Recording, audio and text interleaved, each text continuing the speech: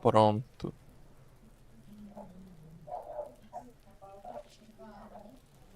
Pronto.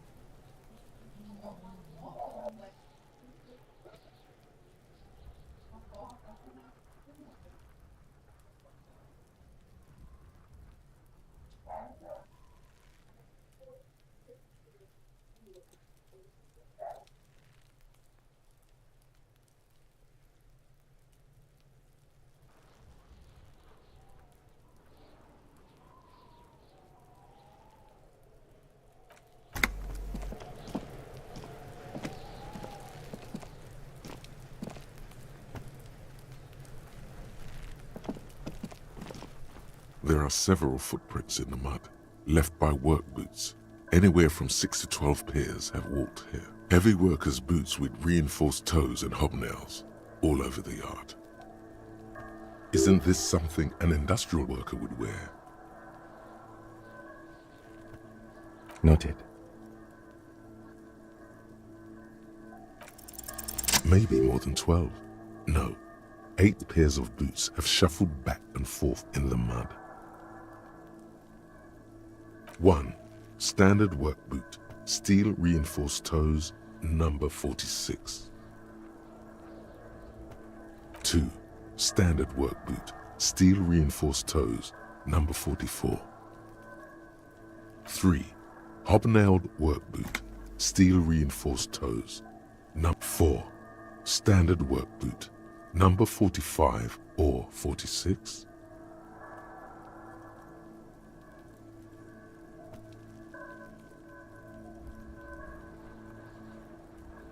You don't know. It's a miracle you can tell the prints apart as it is. The code. 5. Another standard work boot, steel reinforced toes, number 44. 6. An aberration, light as air, even pace, same make of boot, but number 41. Impossible to tell. Could also have been an adolescent. The gait is undeveloped.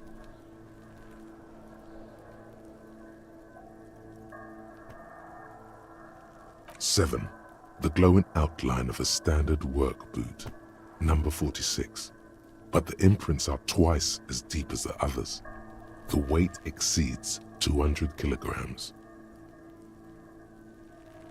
8. And yet another standard work boot, number 44. There's an aberration in the pattern of the sole. How many?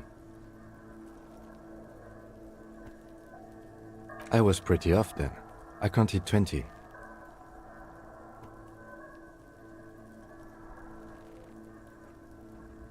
I never got the hang of it. Hyperopia. Do you see anything out of the ordinary?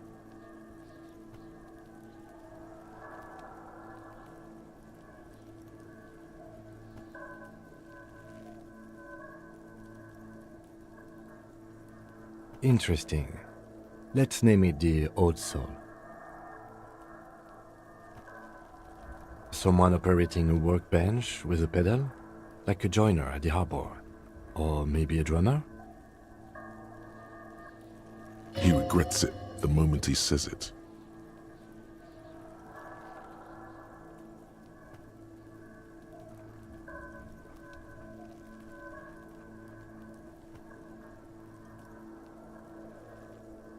I don't know why I said that. We are not looking for a drummer. We are looking for a group of dock workers. Perhaps it could be a driver. A driver would wear out the right shoe before the left. The accelerator is on the right.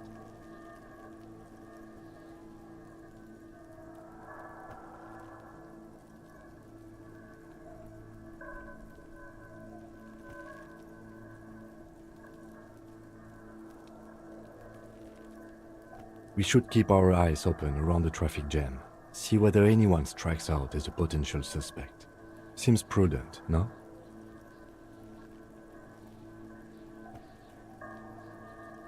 Mm-hmm. 200? Could it be the combined weight of two people, one carrying the other who's tied up? Let's say a heavily built worker carrying a similarly built, soon-to-be-dead man.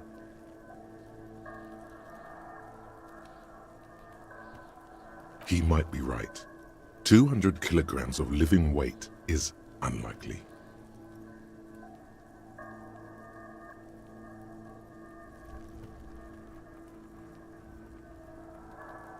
Possibly, yes.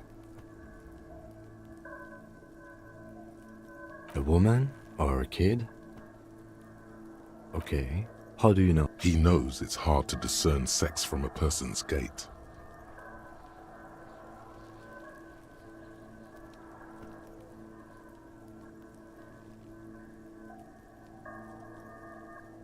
Understood. Anything else? A week, maybe? 7 days would fit the time frame provided to us by the caller. It is not impossible. I pulled last week's forecast for coastal Havashon. 7 days below freezing. The day before, the day of his hanging. Correct again. Sub-zero temperatures would preserve the tracks in a good state. The commotion here could have taken place a week ago. What do I think? A mob of people brought something heavy to the tree. One of them was carrying the victim. They shuffled around, especially under the tree. Then, after hoisting him up, they stood in a semicircle facing his direction. At first glance, this appears to be a lynching. Indeed, they all stood in a row here and looked at the tree.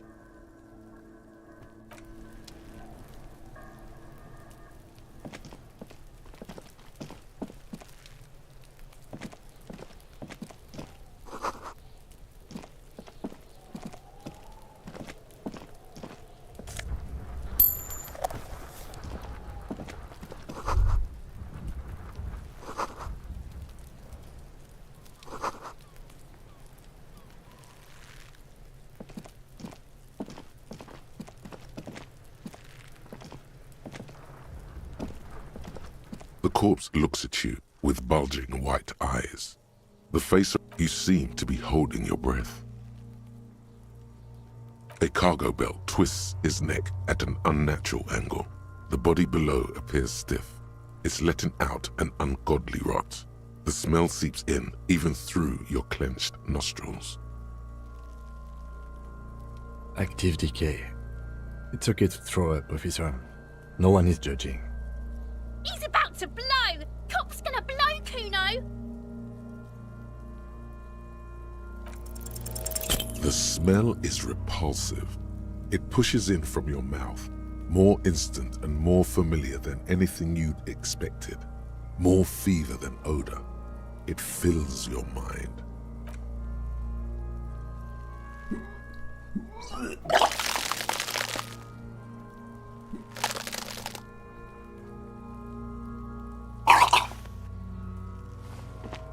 Too late. It's impossible to keep in. Your body curls and pushes it out, until a pool of vomit lies under your feet, and your throat stings from the stomach acid. It's okay. Happens to everyone. Keep it. The hangover is clearly making this worse for you. You could use some ammonia to clear your head.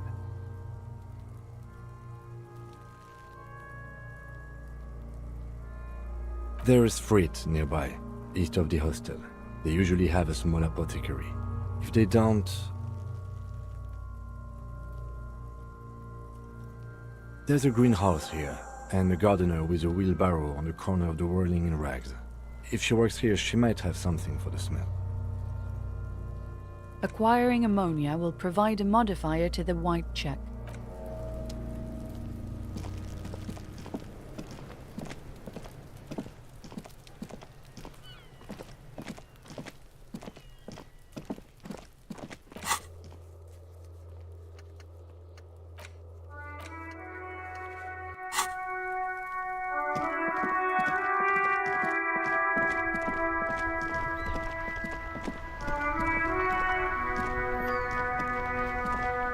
Inside, you see a set of steering levers, a radio microphone, a pull-out. All right. Ready? I turn, you press start. He's downplaying his excitement. The lieutenant is more than happy to show off his pressure. The dashboard lights up with orange glow. The rounds per minute gauge jumps, and the engine of the Caprice Canadian comes to life. slits unfold with a little click, casting electrical light onto the ground before the vehicle. There you go. I'll turn them off from the remote.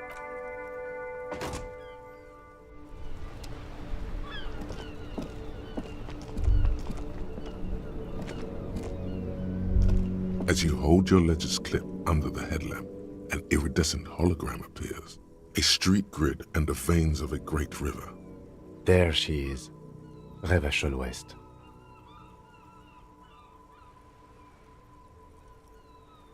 Around the borders of the watermark are dozens, no, hundreds of micro-perforations.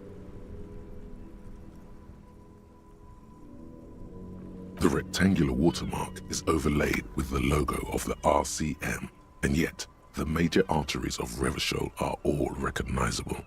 They shimmer in the Kanema's headlights.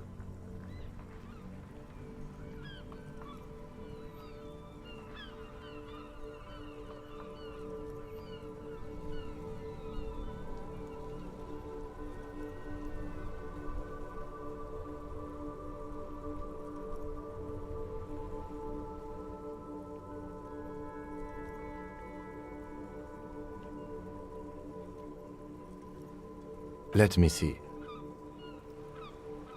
Right here.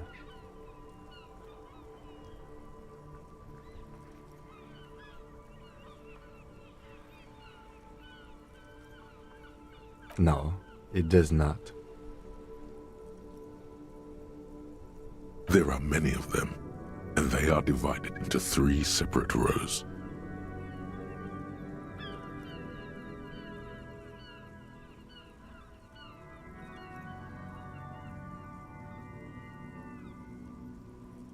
The first row has 18 dots.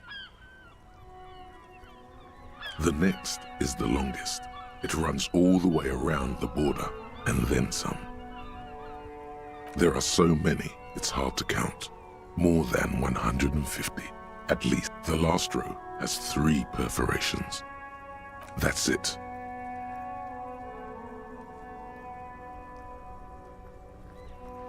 Those are perforations. They represent your record as an officer of the RCM. They are your statistics, as it were. I should have guessed you'd keep a record. Officers often do. Let's take a look. The first row represents your years of service. 18 years. Okay, not bad at all. What did you do before you volunteered?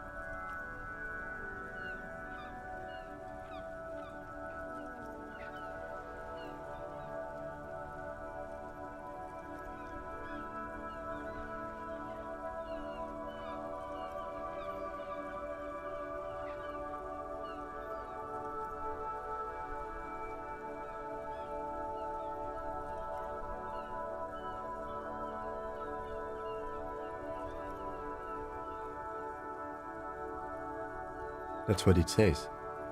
I might have guessed even longer based on your age. What did you do all those blissful years of your youth?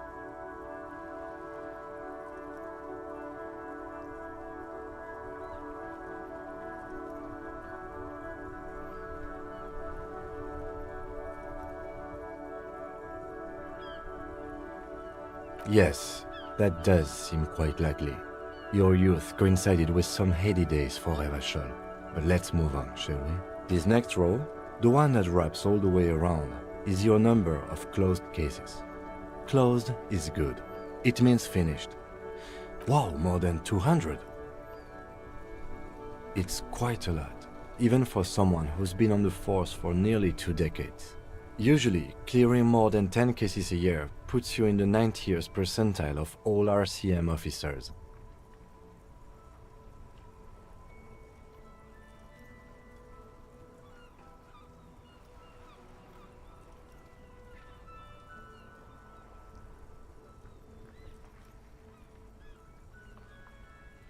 Right. Those are your confirmed kills. You've got precisely 3 perforations there.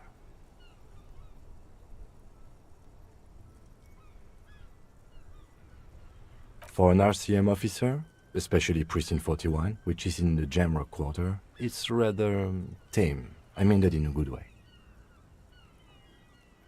There are certain officers who treat their kills like some kind of ghoulish game. If they do happen to solve a case, it's usually by accident.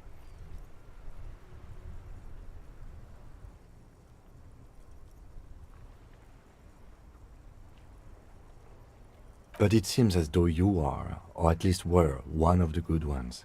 So we have that to be thankful for. Yes. It's not a problem for him to state it, however. Everyone has their own method of coping.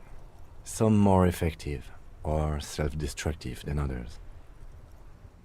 Personally, I find it helps to keep up a few hobbies. Oh, this and that. Let's not get into it now. Anything's better than annihilating yourself with drugs and alcohol. It's meant in earnest. Please don't mistake it for a jab. The lieutenant nods. Right. I'll go turn off the lights. You can now see your statistics on your journal page, to the right of the task description.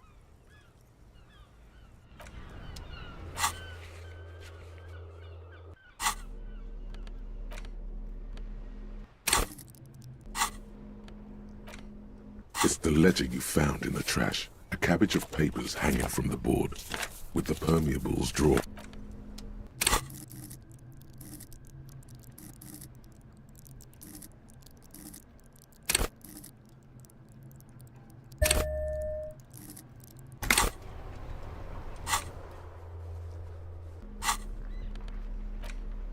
It's the ledger you found in the trash. A cabbage of... Just relax.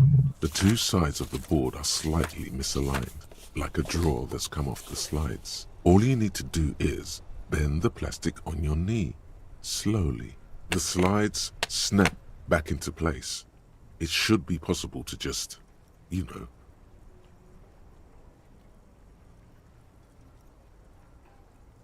Without resistance or sound, the two panels move against each other. The compartment is now 2 ticket stubs and a handmade postcard.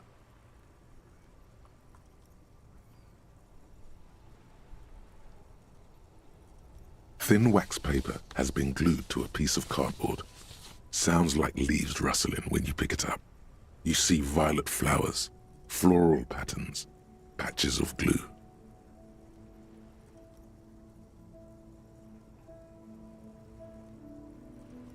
Familiar handwriting lines the inside of the card, looped, round letters in a woman's hand. A young woman in her 20s.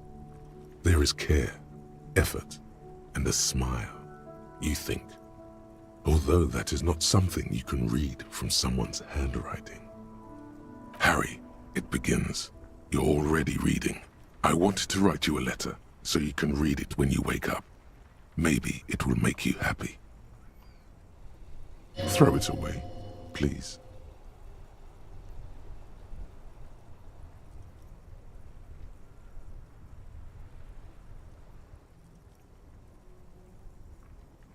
Your hand shakes, holding the card.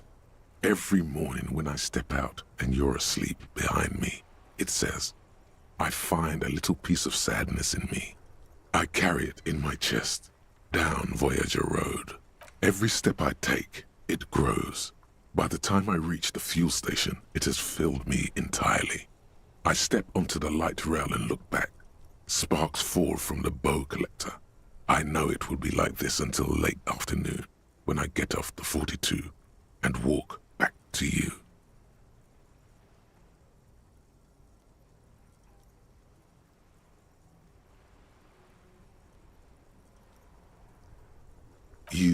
You.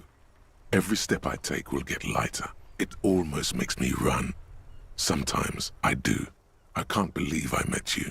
I can't believe the happiness I feel with you.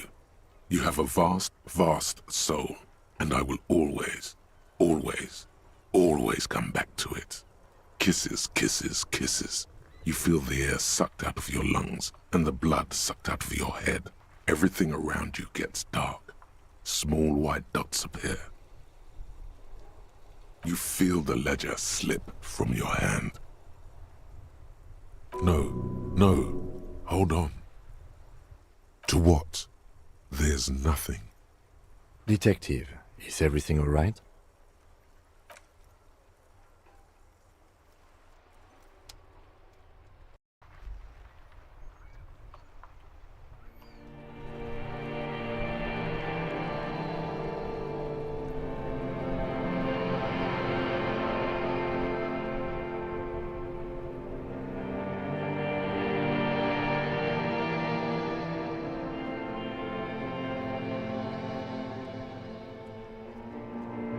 There is nothing. Again.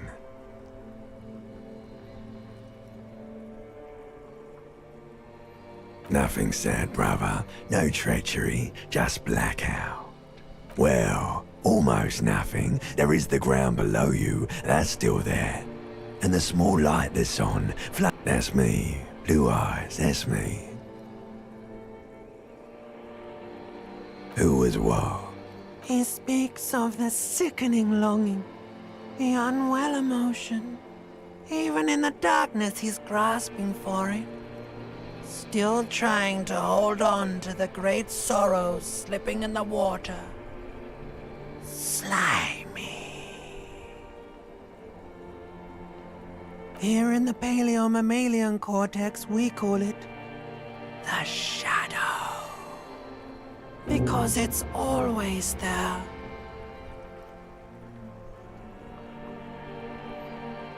Bloated corpse of the past resurfacing. Don't prod at it. It will start moving again.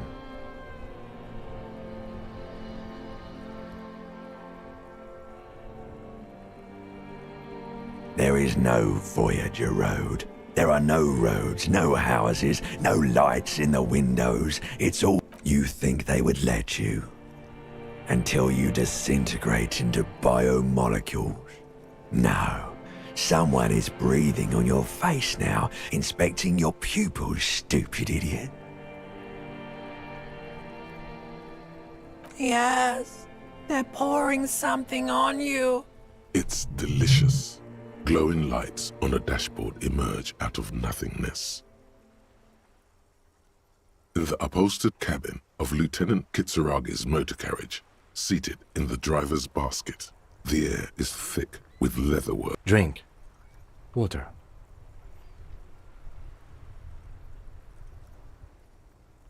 The water is cold, silvery, the stuff of life itself as it pours down your parched throat. The pounding in your head. Drink. You haven't drunk water in 2 days. Did you know the human body is not made to survive on alcohol alone? You need a secondary form of hydration. With greedy gulps, you down half a liter of cold water. Some of it spills on the driver's seat. The lieutenant pays no heed to it.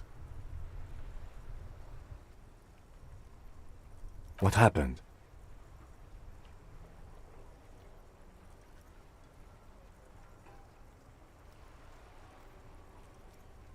That does sometimes happen. You dropped this. Are you okay to proceed?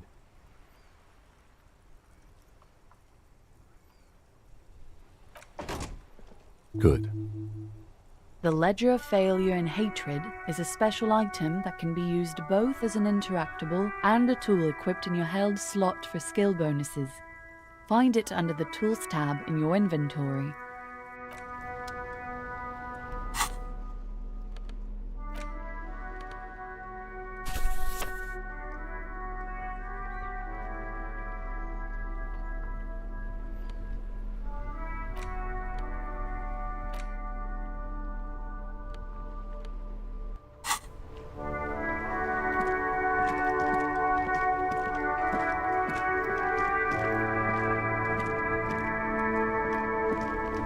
The RCM in Martinez. What can I help you with? We don't see a lot of police around here, that's all. Of course. What can I help you with? Sure. I'm done with it.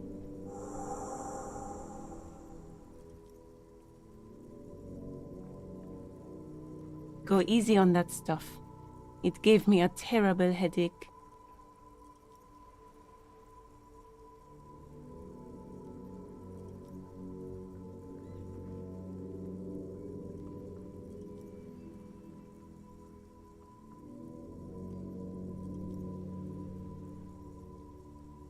Of course. Where to? What do you mean?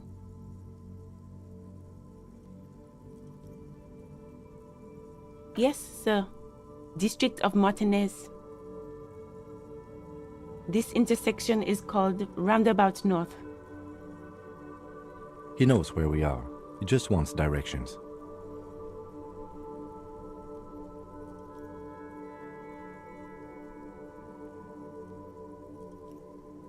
No problem. Of course. I won't hold you back. If there's a corpse, then you're going to need those gloves for the autopsy. Sure, keep them. I have another pair.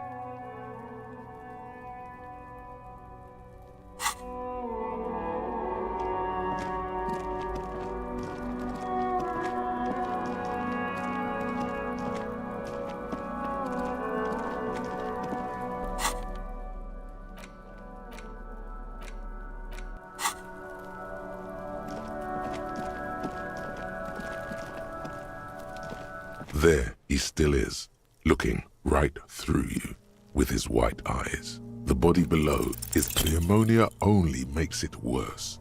The combination forces tears out. The second time, not so much. When the vomiting is done, your cheeks are wet with tears.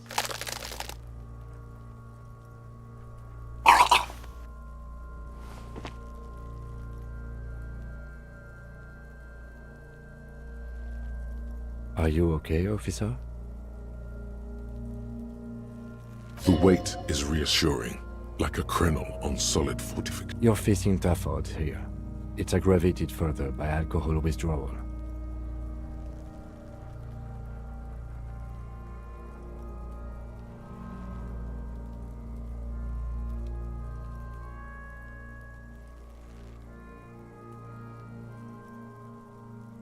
I've seen captains puke their guts out.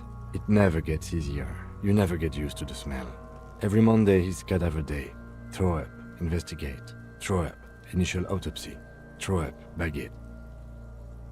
Then drive to the station. Maybe throw up on the way there if you didn't bag the thing tight enough. I think I've lost my sense of smell.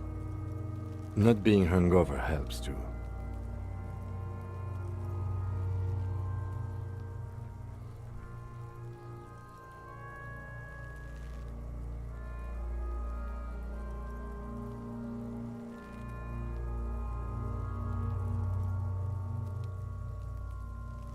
No. This is a two-man assignment because it needs 2 officers to complete. I need your help. You need to get your shit together.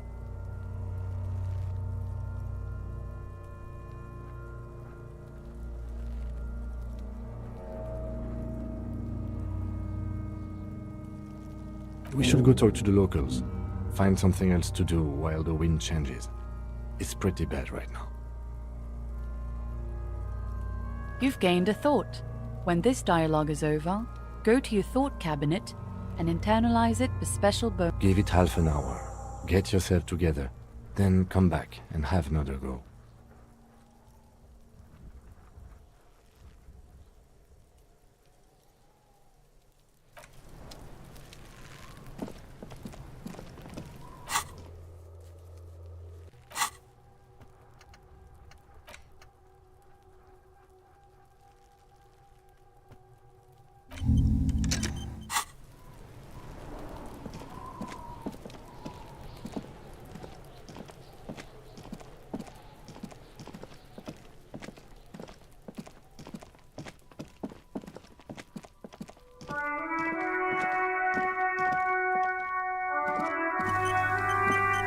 see a set of tire tracks in the brown slush that covers the plaza mosaic. Hard to say. Your vision is blurred and you're having difficulty concentrating thanks to your relentless. No, these tracks are not interesting at all. Let the street sweeper just sweep them away.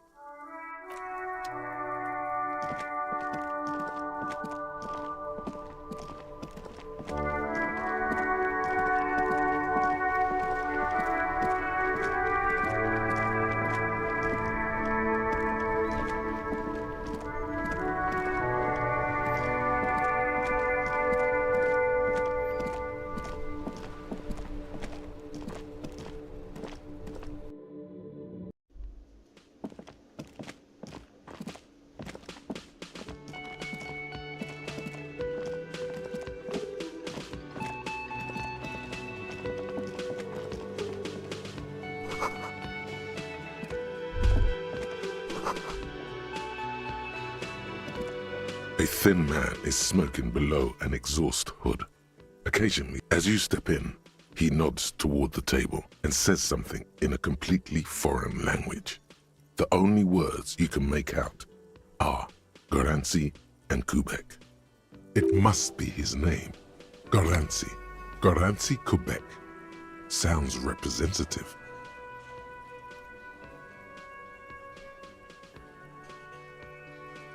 The man puts his cup down and replies something, his left hand drawing arcs in the air.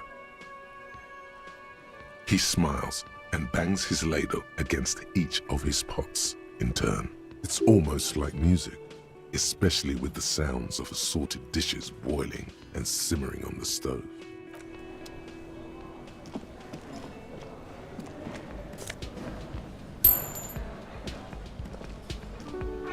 You see a heavy steel door with a prominent dimple. You immediately feel drawn to the color. Blue is for mystery. The door does not budge. The cobalt blue surface feels rough to touch. The stainless steel door is old cobalt paint, rough on the fingers. 40, 50 years since this was painted, maybe.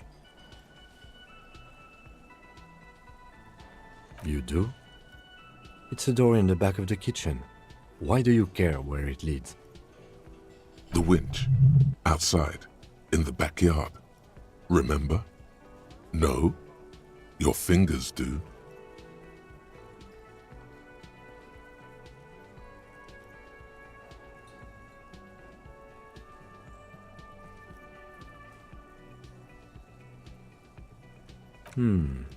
Well, if there was a winch, I suppose we could look into it. As a side investigation. Gart is the person to ask about this, the cafeteria manager.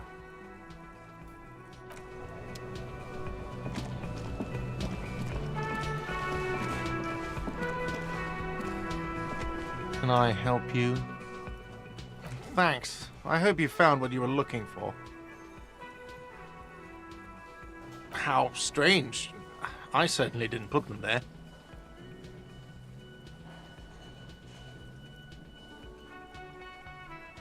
I think fugue states are more your forte, officer.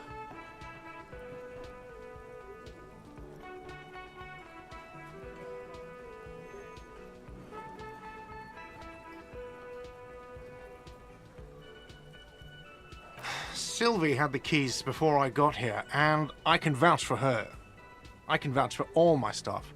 None of us would tamper with the crime. The trash collection service, CS Municipal. I don't see why they would put anything in the trash, though. Ah, the elusive CS Municipal. I doubt we'll be able to track down who was sent here last and when.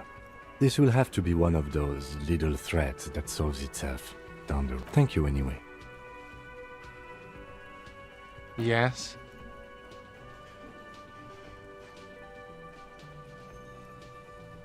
Another thing. Great.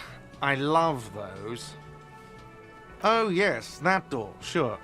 There's nothing mysterious about it. It's just a door.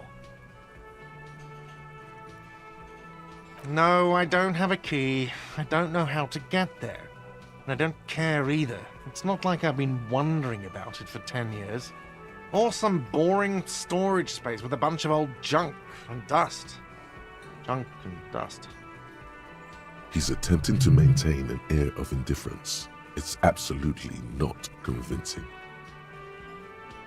Fine, okay, a little. But my job doesn't leave me time for wondering about one locked door in one of the cafeterias I manage. So I haven't opened it. I have cleaned the whole place 100 times over, though, after the animals. And I haven't found a key, so good luck with that. Yes?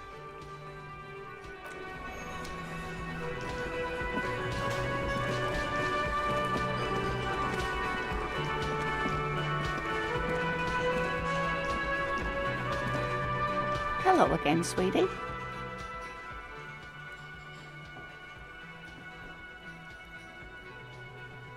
I hope you were able to pawn that old trinket.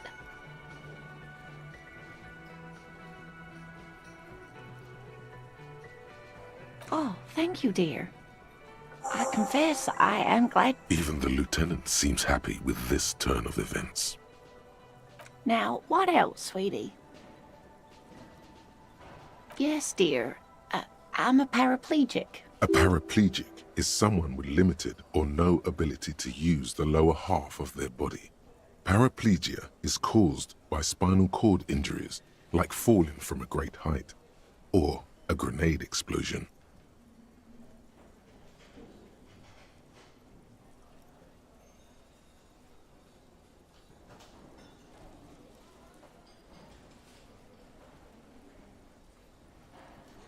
That's quite all right. I'm used to people asking questions. There is no bitterness in her voice. She accepted the curiosity her condition inspires a long time ago. Whatever do you mean?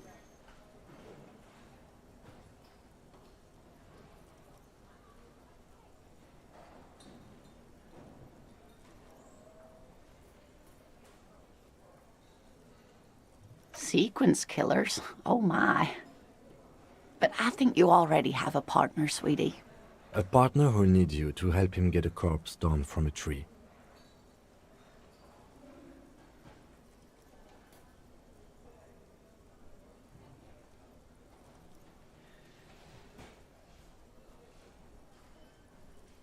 It seems to me that you lucked out with your partner. He has the look of an upstanding officer of the law. Someone you can lean on, and sweetie, you are looking unsteady.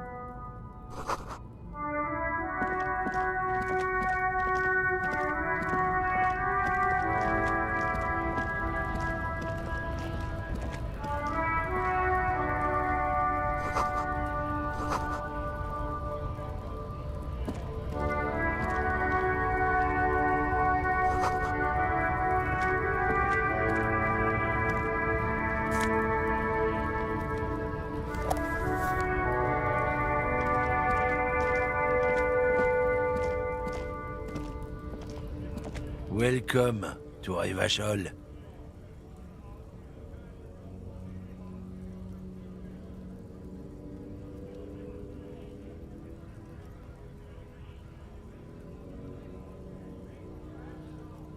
Don't you welcome to Revachol me. My grandfather came here from a 3,000-year-old racist isolationist culture, while your ancestors came to this island a mere 300 years ago. Every school of thought and government has failed in the city, but I love it nonetheless. It belongs to me as much as it belongs to you. It's men like you who keep Revachol divided, making it that much harder for everyone to climb out of this post-war limbo. Oh, come on, man. I just said welcome to Rivachol. It's a lorry driver thing. I know exactly what you meant. You think my kind doesn't belong here, that I should watch myself, but you see, I'm an officer of the RCM. It's actually my job to make sure you behave. Silence. The air between your partner needs backup. Now's your moment to shine.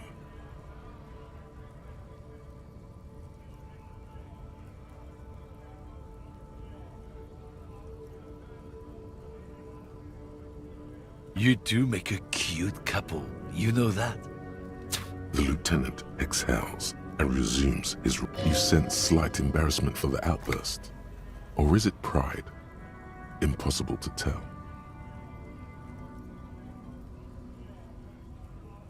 Whatever you say, officers.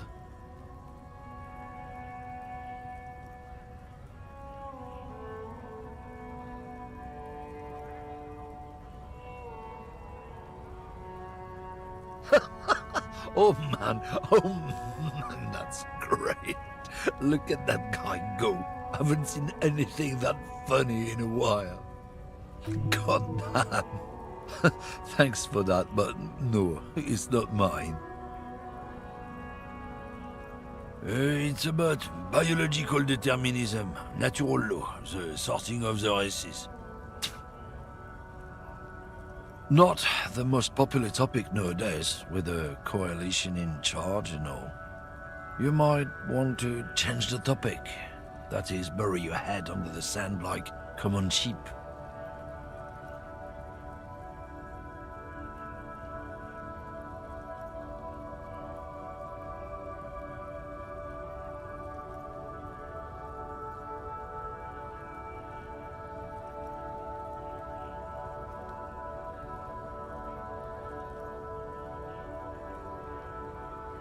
I'm not just racist. Look, I've read books, huh?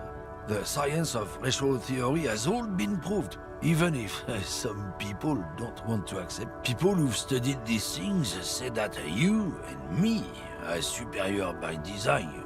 So, naturally, we Occidentals should be in charge. Obviously, you can see the merits in that.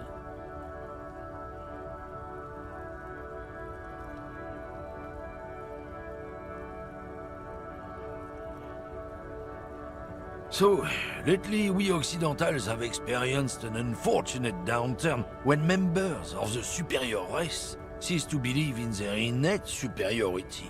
They stop competing for resources.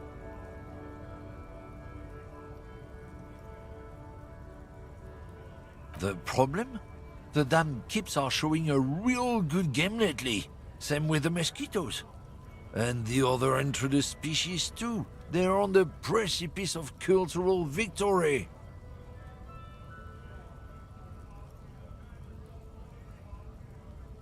It's what the kips of Boogie Street are going for, right under our noses. And the others too, on the radio. Heard any chansons lately? Heard any motetos or leader? No. Dominating culture is how they plan to win. They say so themselves. It's true. Also, you need to realize the dangers of mixing races. Who knows what might happen if people don't stay in their birthplace? You might end up with a new sub-race, with unknown characteristics, leading to extra competition. That's why you've got to control the offspring.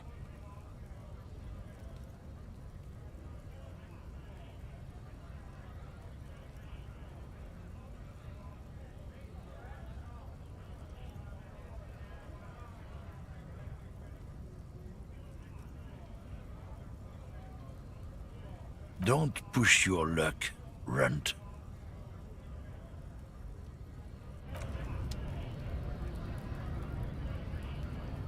Looking for something, Runt? Come to... Oh, not much anymore.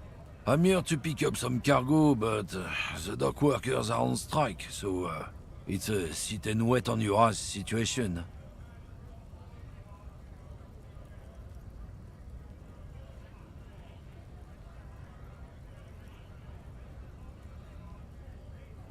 The strike?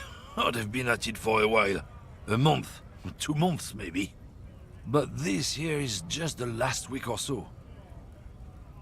Apples?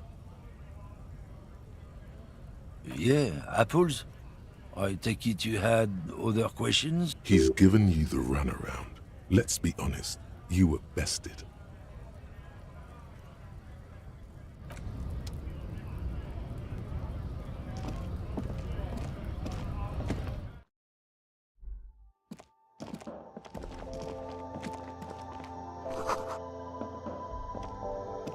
The tear machine stands in the corner.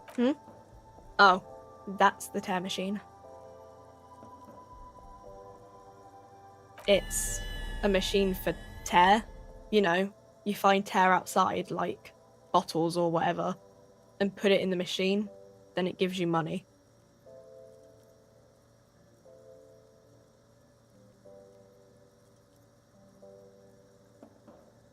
You need a bag, I guess. We used to have some, but we gave them all out, so...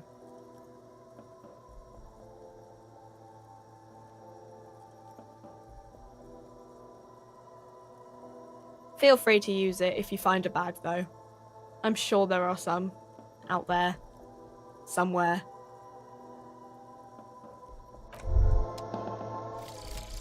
Volumetric ship compressor.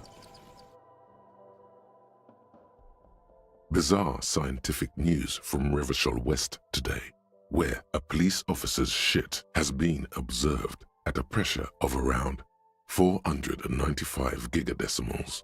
These metallic hydrogen levels of shit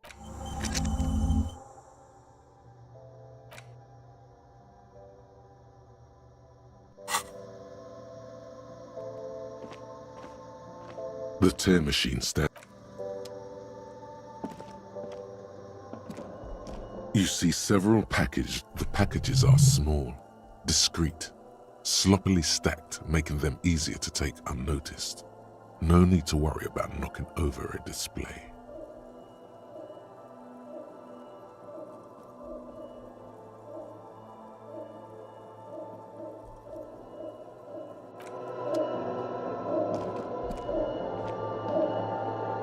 Welcome to Frit. Feel free to look around or something. Everything is out on the shelves. What's that magazine she's reading? I don't know. Frit?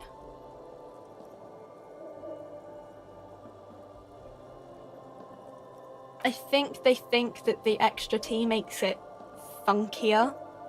It doesn't.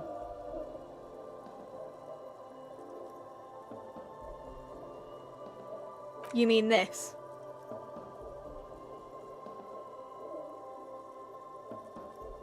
This is Pop Stars.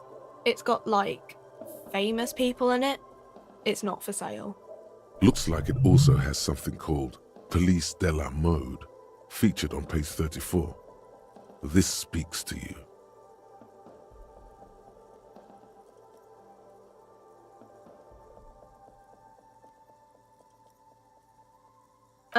It's where they rate different outfits famous people wear. It's kind of funny. They're kind of mean. It's about who's the most stylish.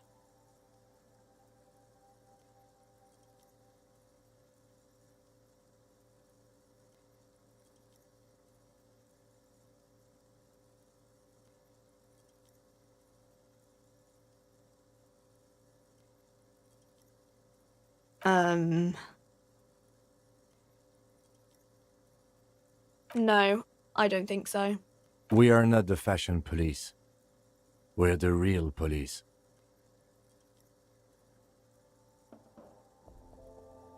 Okay. I'm not really supposed to be chatting to anyone, but...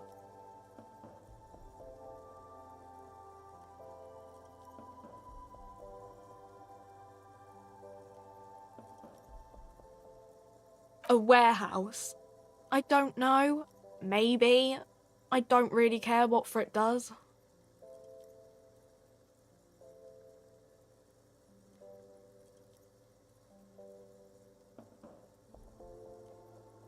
She scrunches up her face into an expression of consummate adolescent. Fine. Frit doesn't have a warehouse. Just a little back room here. Okay?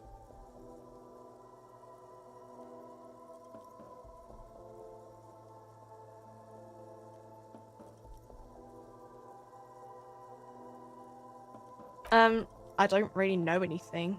I mean, I know it's there, but I haven't seen it, so...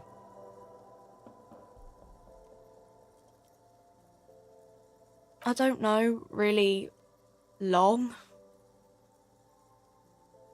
I don't know. No need to worry. It's just standard procedure for us to ask around. If you hear anything, let us know, okay? Okay. Uh-huh.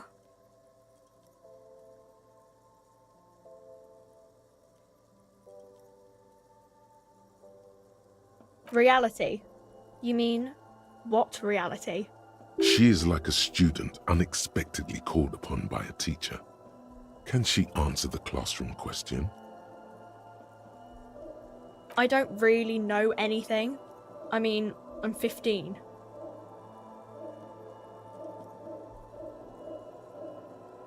I don't know. What about it?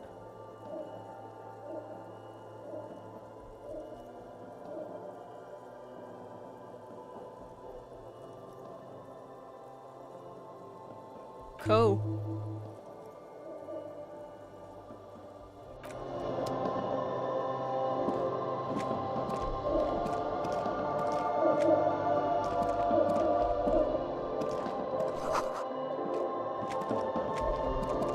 A small cabinet on the wall is filled. Just ask me if you need anything from Saint Baptiste. We don't stock. A colourful display of cigarettes there, in that dark.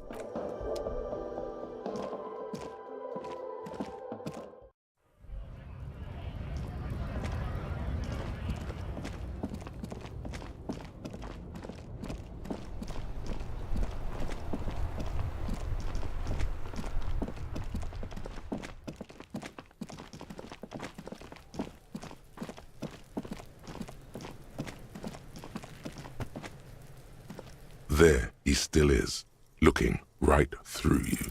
Ha ha ha! Again, the corpse laughs at you, pus dripping from its mouth. Every time it happens, it gets worse and worse. There's nothing more to throw up now. All that's left is crying and convulsing dryly at the same time.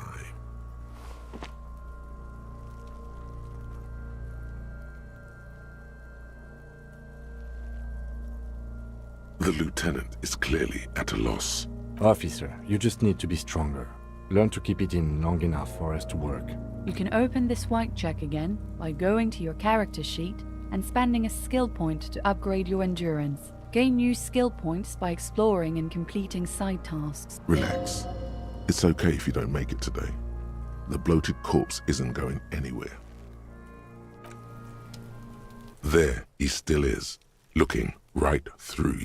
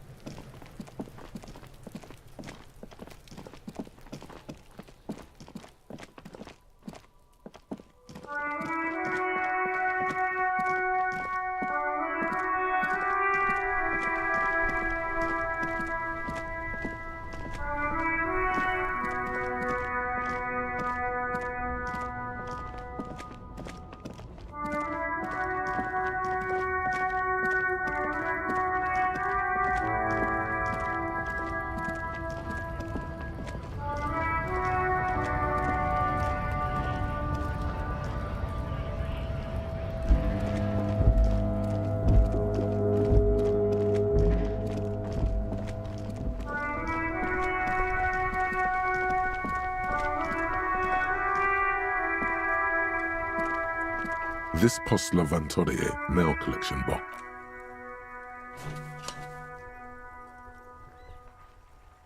The box seems happy. Eat shit pig, fucked by the coon, and St. G with a crown have been scribbled on it. Jenny is a whore, and best set mailbox also.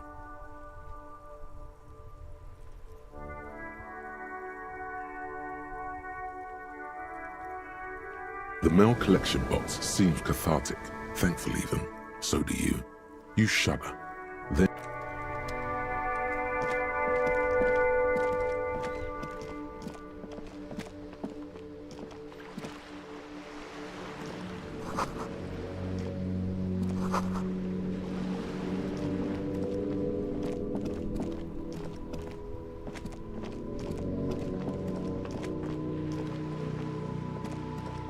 Hello, sir. Step right in. The store is open.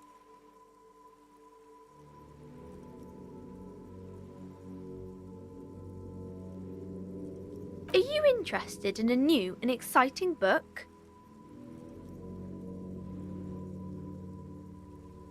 Okay, sir. I'll try to answer any questions you have. I hope they're about books. My name is Annette, sir. My mum, her name is Plaisance. She owns the store. She's inside, minding the register. All organised. Feel free to step in and browse our wares. I'm signalling that the store is open. Otherwise, people might not know. They'd miss out on the crime, romance, and biographies of fame. a sudden gush of wind turns the pages of the books on the counters. She covers her face, smiling. But she's cold. Oh, no, sir. I'm happy to help Mum by luring in customers. Besides, I have some hot juice in my vacuum bottle to keep warm.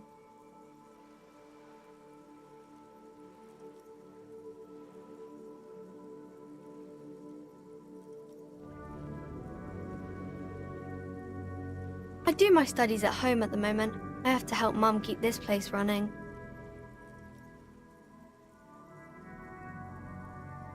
Mum says it's necessary to do both because it builds character. Mum says a proper worker is dutiful. That's how you get ahead in life. You succeed. There is stress and unease behind these words. She's reciting etiquette. Mum says it's peachy. She was a little afraid at first. There's talk about this house being cursed. Behind her, the window has been boarded up. You sense the boards creaking, twisting for a second, and some kind of doubt in her tense shoulders.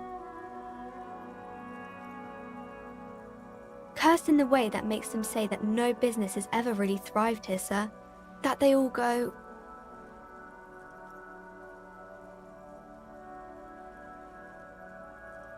Exactly, but we've been doing fine so far.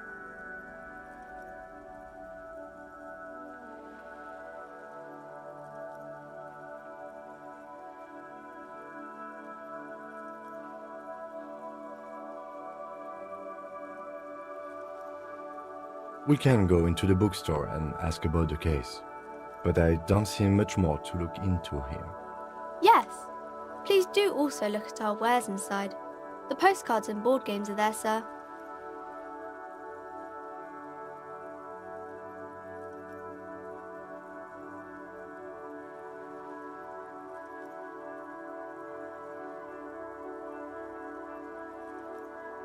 Nothing really, sir. Mum doesn't allow me to sneak around in the back rooms or the cellar. I don't really know what's there.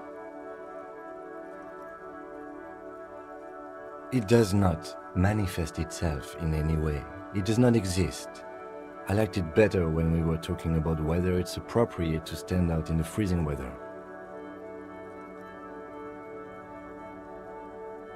No such thing.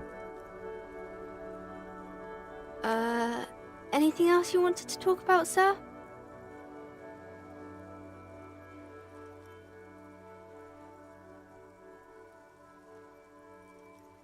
Maybe I can tell you about some of our books instead.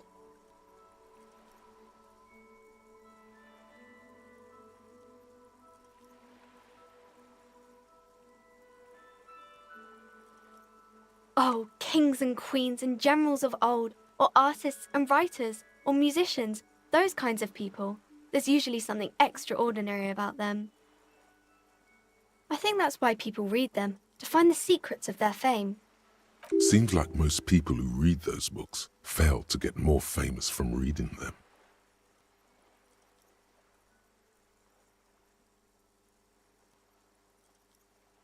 But it does make the famous people more famous.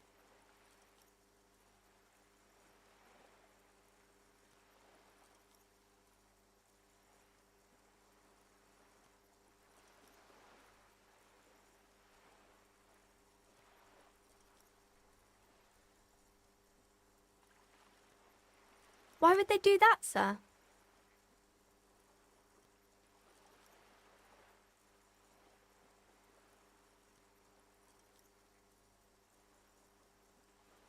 That's so cool. Maybe they'll make you a book cover picture and everything. Standing over a dead body, holding a gun. Crime fiction is about murders or burglaries or things like that, and the work of a policeman or a private detective who's trying to solve a crime and catch the criminals.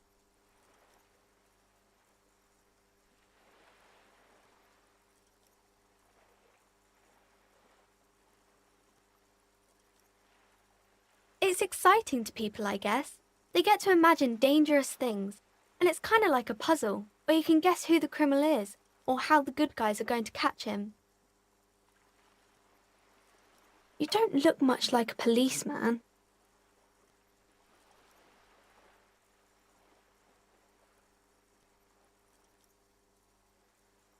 Didn't mean to offend, sir. Sorry, sir. It's just that you don't look like Dick Mullen.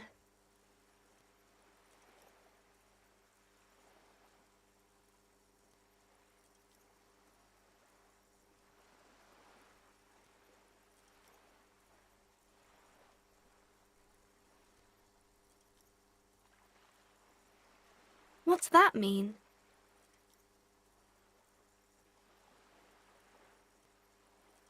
And everything's better now, sir? Why is that?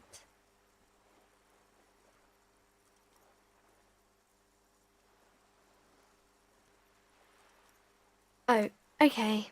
I shouldn't have said that thing about Dick Mullen.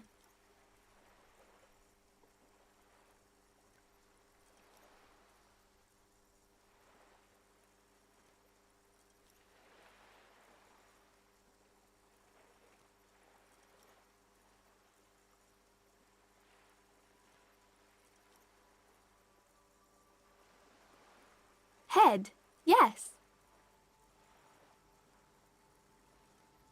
But that's like the same thing.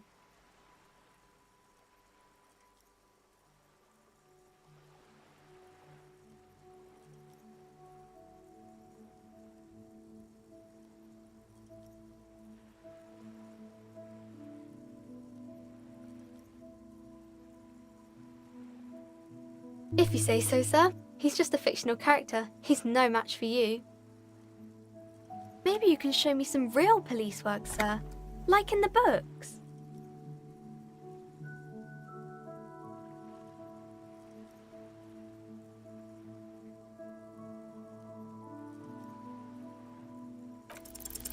The girl keeps her hands folded, hidden. Why is that? What do you mean, sir? She knows where this is going.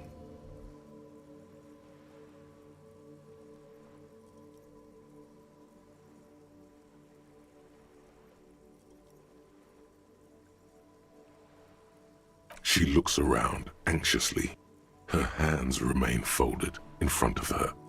She doesn't. The lieutenant stands by, looking at the two of you with a facade of true professionalism. He is far more intrigued by the situation than his poise reveals.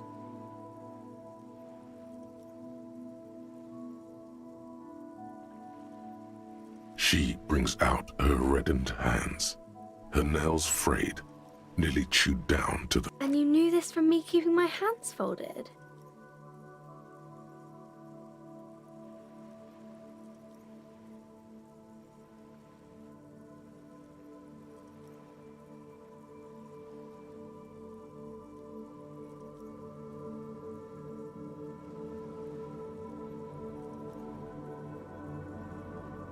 Well, that proves nothing.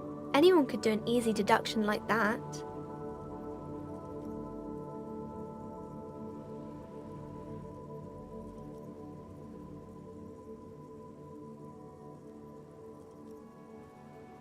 She nods, half provocative, half enthusiastic.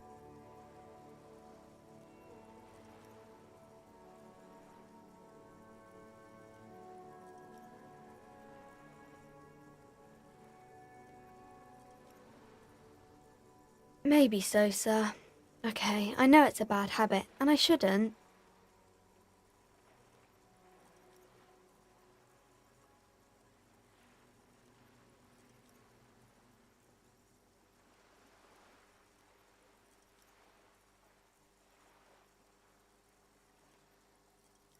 It was okay, sir.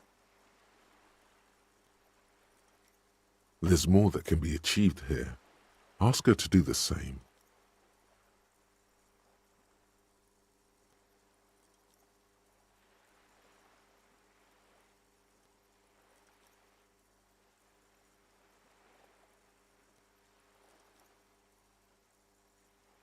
You're quite sober. The lieutenant does not flinch at the comment. He does not flinch even a single bit. He is intensely not flinching. It takes effort.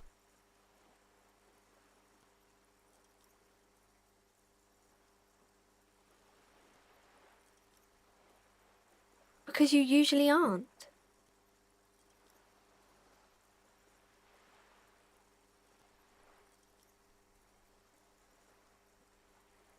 I'm sorry, sir. I hope things get better soon. There she stands, swaying on her feet, assaulted by the early spring breeze. She smiles at you. The whole situation suddenly feels familiar, somehow.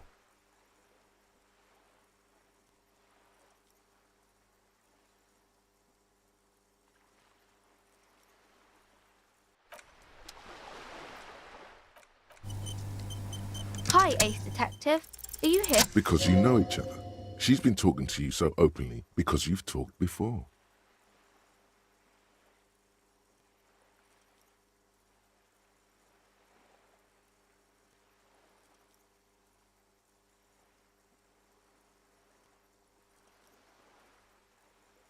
Yes, I stand in this spot all the time. You've been running around all week, sir. Sometimes without your shirt on, asking people questions. I haven't really understood what about. Of course, you've stopped by a few times. You certainly look better than the last time I saw you.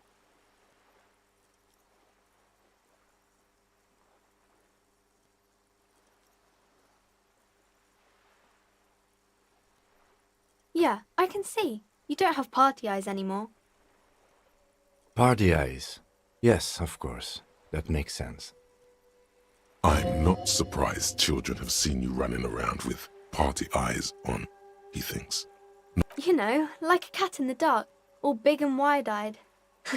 It certainly looks odd on a man.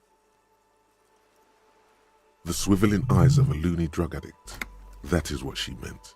You were probably gurning too. Fuck yeah. You should get some party eyes right now. Snap those sequins on you, boy.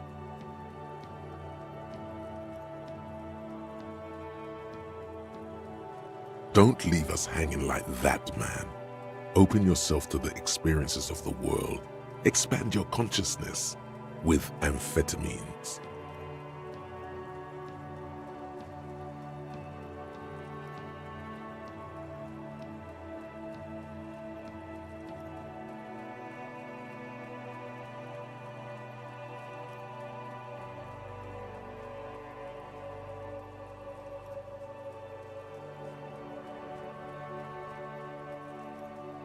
I didn't know I had to do that.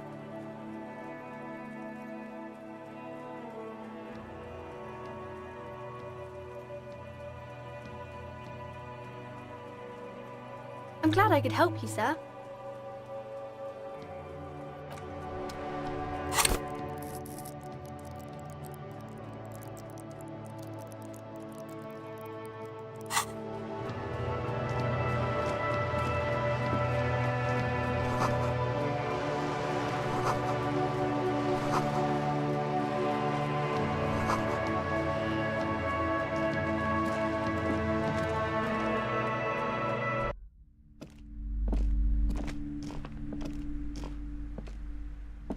Welcome to Crime, Romance, and Biographies of Famous People. Be welcome And please take responsibility for the energy you bring into this space.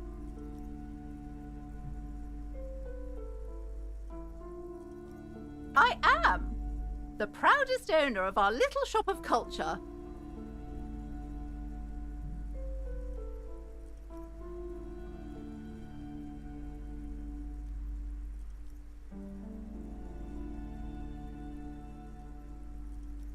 Annette, yes, my daughter. I hope she wasn't slacking off again with her nose in science fiction. Tell me, was she at her post doing her job like a proper girl?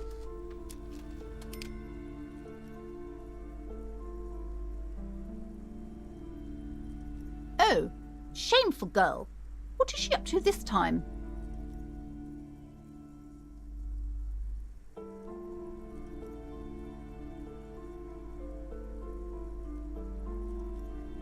Wonderful. Did you talk to her? Great. On a scale of 1 to 10, how compelled were you to buy books after talking with her? Her opinion of her daughter depends on how well she lured you into the store.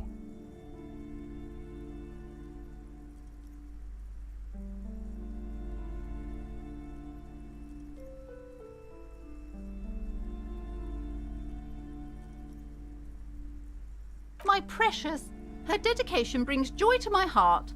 If you have children, I hope they turn out as great as my Annette.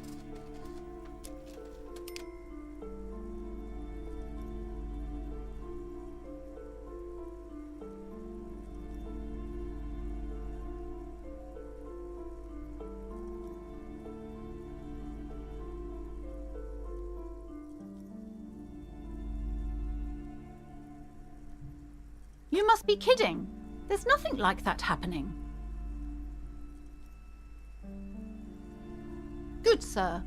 What does a young child do with money anyway? No, I save it for her, as a fund. She's securing her financial future out there.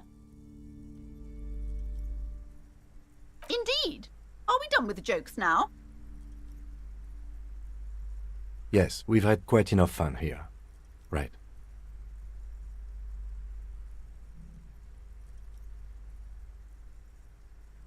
Mind your own business, sir.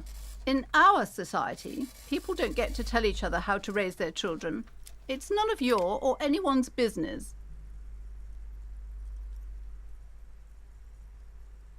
God, I've told her not to do that. It's disgusting. And I told you to mind your own business. Clearly, you have no idea how hard it is to raise a girl in this economy.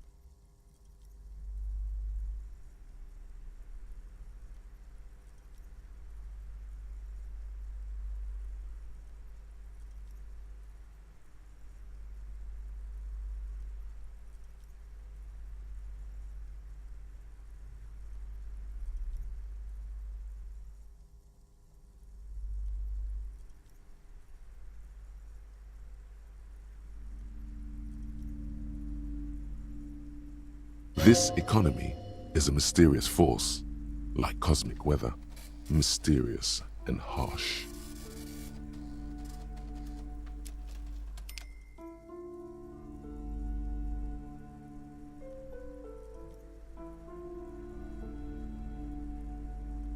She can, if she has enough willpower.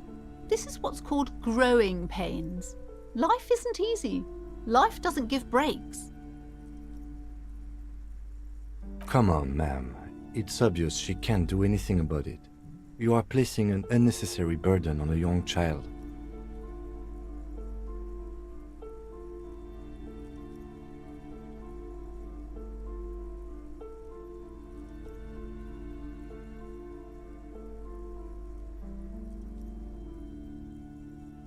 She stands stiff and severe, silently fuming. 10 or so seconds pass without change. This is a person coming to terms with a new reality, one where they are wrong. It's not easy. Oh no. Hold on. I need to invite her inside and apologize. She must be freezing out there. There. I don't know what to say to you. My husband, he tries to teach me business lessons. I have what my mother called a dull mind. All this stress.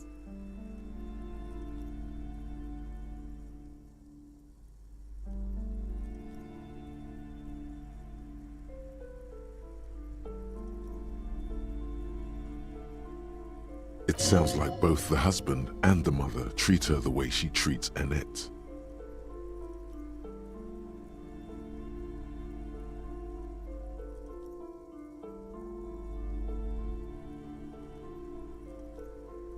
Oh, well, my mother was horrible, of course. Absolutely perverse energies around that person. But my husband... My husband is completely different, of course.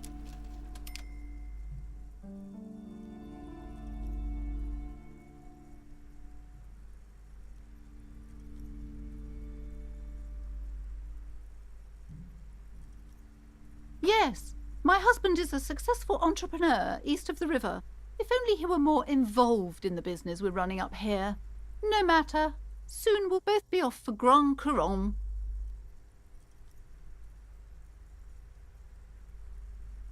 It's a proper place to live.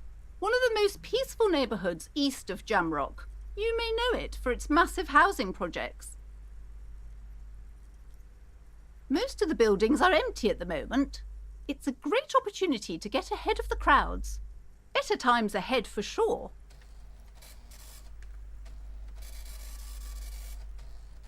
He made the initial investment.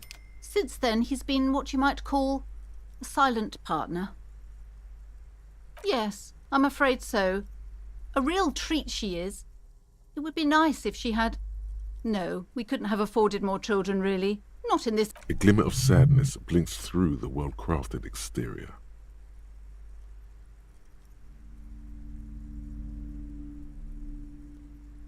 We're quite busy people, you know, my husband and I. Quite busy. Children are a lot of work. You don't look like a father, so I don't expect you to understand. I'm sorry. I'm sure you do understand.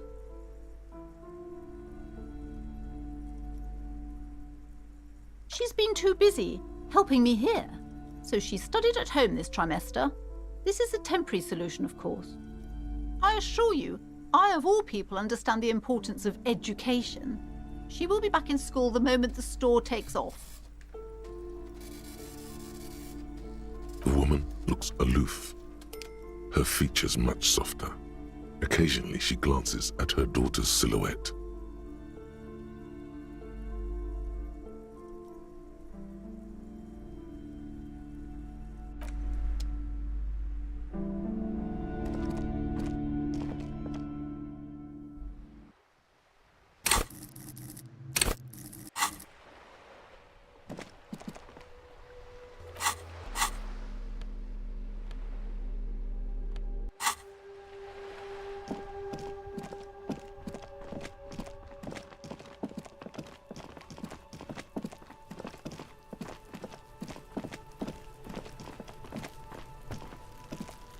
There he still is, looking right through.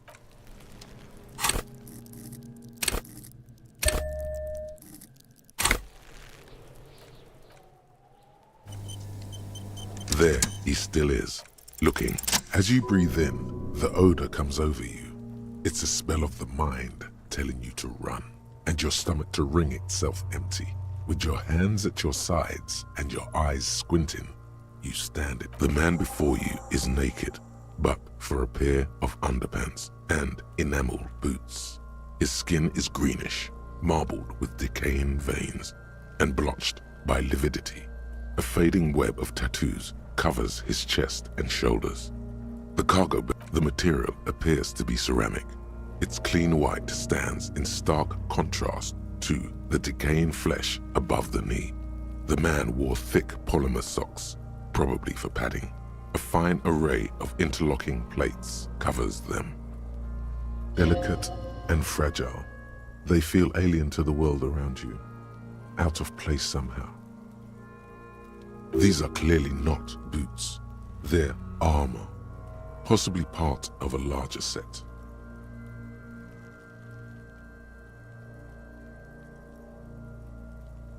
Indeed. Technically speaking, these are sabatons, not boots.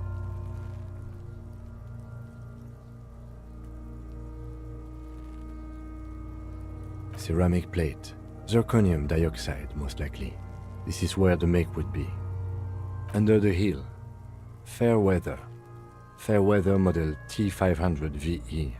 I'm guessing that's vitreous enamel. This is advanced stuff. The locals probably scavenged it. It would be odd if he had more on after 7 days. We should keep a lookout for these species. The armor could yield information. This is one thing he might actually know.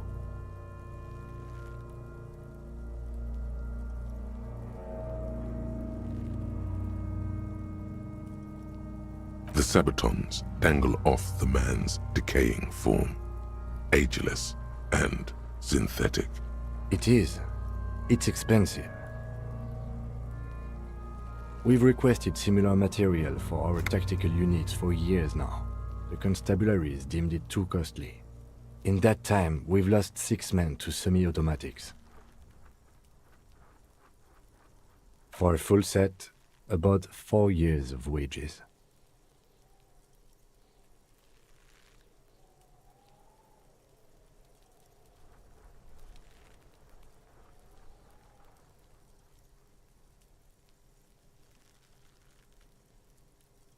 As a wage, it's regrettably small. But for a piece of hardware, yes, that's a lot. That's for us to find out. My initial report on the area suggests he was a security guard for the harbor company. But that's just hearsay.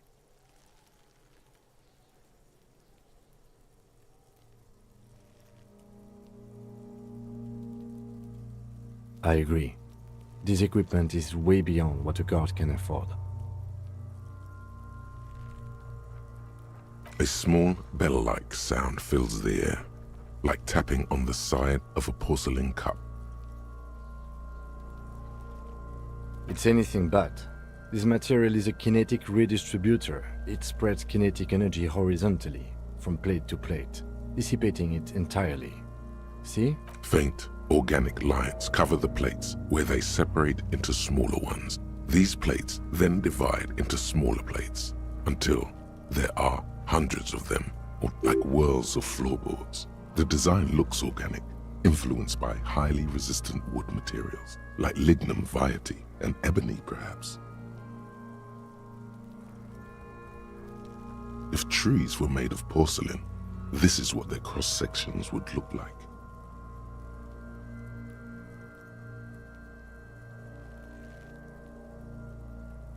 The smooth, glossy surface fractures into ever more intricate interconnections, peaking on the right sabaton, where the whirls are in the shape of a letter and number combination, E50, 100, 1000. Good. Can you read it to me? We have a make and a number. That's something. We can use the radio in my kinema when we're done. Either station can chase it for us.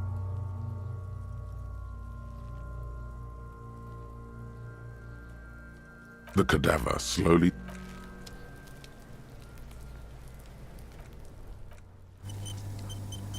The man before you, the material appears delicate. These are clearly not boot. Indeed. Ceramic plate, under the heel. This feels dangerous. The stench fills your nostrils. Stop! Pig's gonna pull. Brutal! You're going to pull his head off. Do it, homo!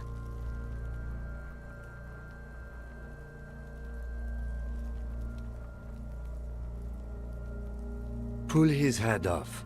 There's no What are you trying to achieve anyway? Why are you hanging on to that boot?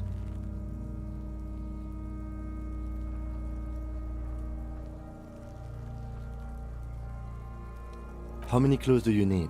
You already found a number.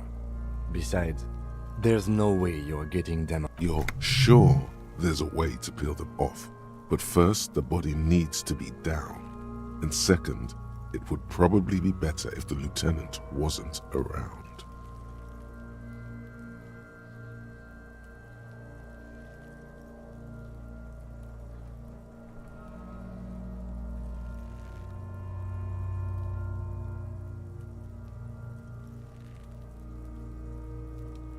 The anticipation makes you crack your fingers. Feels nice. Nice and cracky. Processing will take care of them. With the situation in the morgue, it will yield nothing. But we must pick our fights. Should we continue? The cadaver slowly twists on the cargo belt, his torso covered in tattoos, and extremities blotched pink and blue. The hangman's knot is pulled tight by the weight of the corpse below. Yellow, hard-edged polyester cuts. Industrial strength, the kind used for tying cargo to lorries.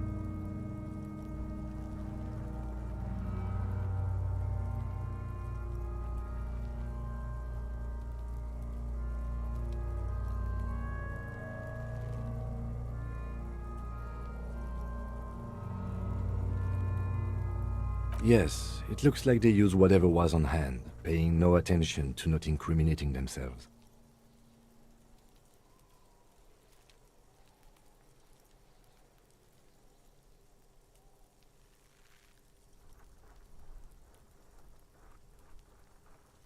It's not merely polyester, it's steel reinforced. See these lines? This is where the wires run. I see rabbits for more than 20 strands. This makes getting him down much more problematic than I had assumed.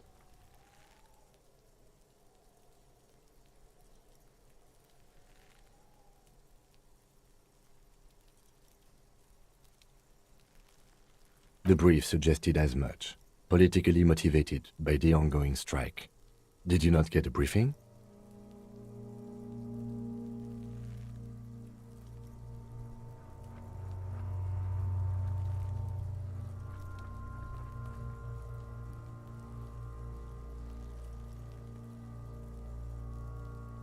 Okay, you should ask me for one the first moment we get.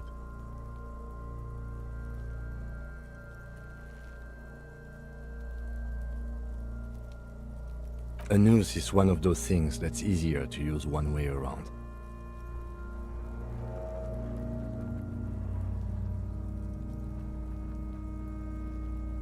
That ladder can't carry a grown man. I didn't see any splintering either, did you? I think they lassoed the branch, then pulled on the belt to close the buckle.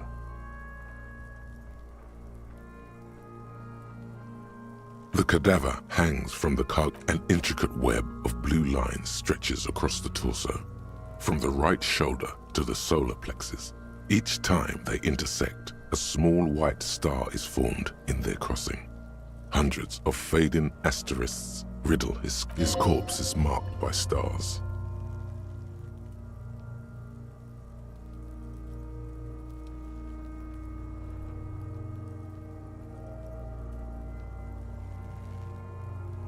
Alcohol and heartbreak.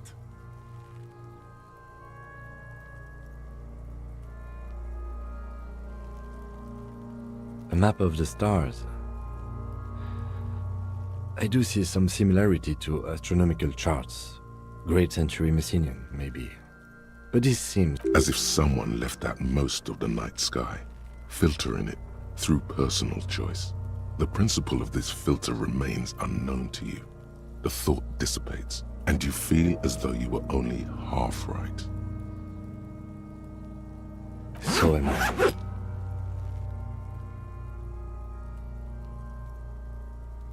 He takes a thin piece of milled aluminium from his coat pocket and pulls it open. Sounds like a sword being unsheathed. A small lens appears, some sort of camera.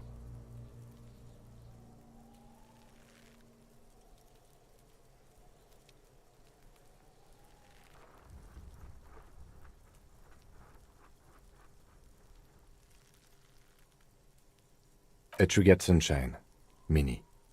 Shit, Kuno! What the fuck is that? An instant color camera.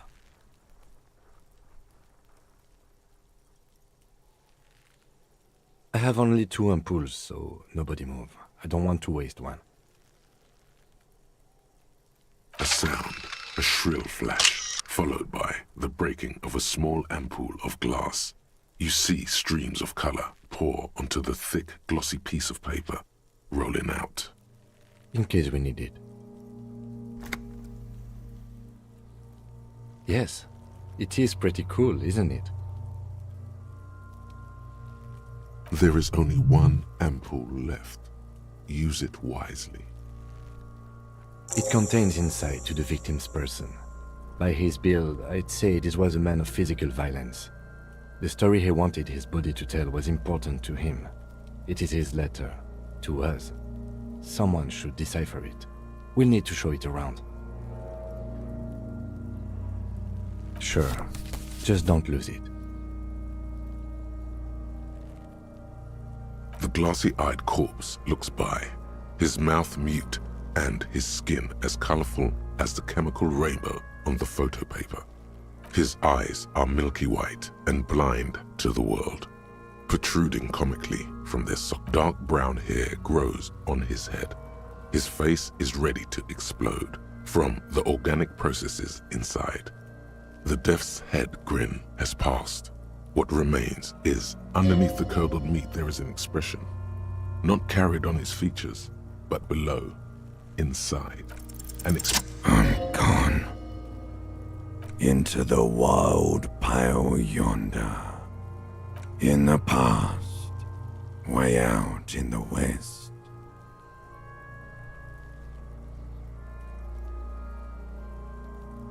I'm a joke. Look at me. There is nothing funny about jokes either. A killer, a motherfucker, and a killer. Go ahead, Cobbo. What do you mean? It's the power of your... imagine... Yeah, man! Don't be crazy! Inanimate objects and dead people can't really talk to you! Your wild imagination is doing this. Ask some more of those questions. He loves those.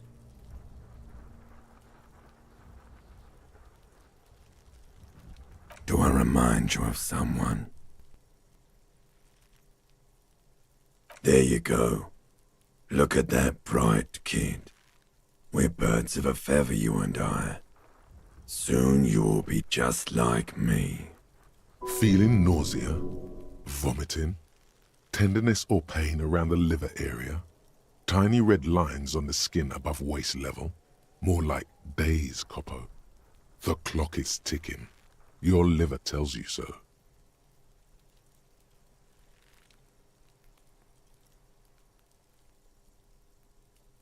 Maybe I was getting my rocks off.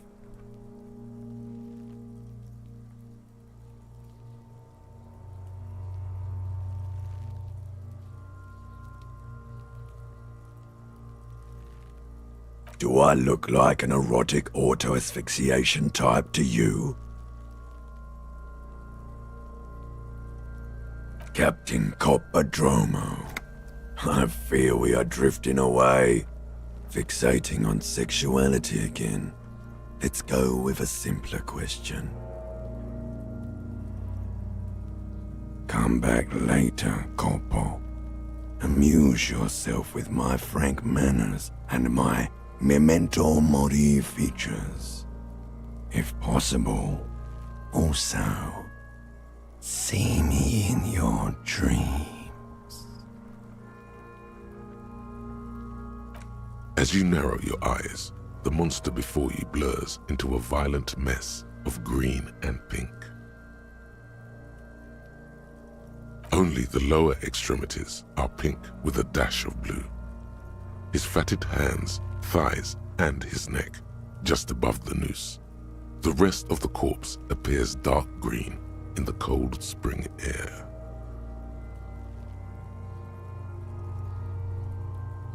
The cadaver slowly twists on the cargo belt, his torso covered in tattoos, and extremities blotched pink and blue.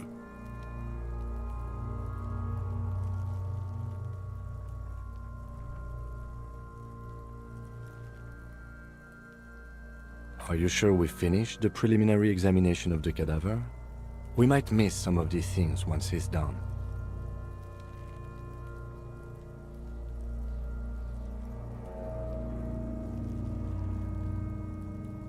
The cadaver slowly twists on the cargo belt, his torso covered in tattoos and extremities blotched pink. Of course. Come back later. The steel-reinforced belt presents a unique challenge. I brought chain cutters, but I don't see a good angle of approach to the belt. The cadaver is a good 1.2 meters up. Neither one of us can reach the belt without assistance. And even if we do, there's the question of cutting it.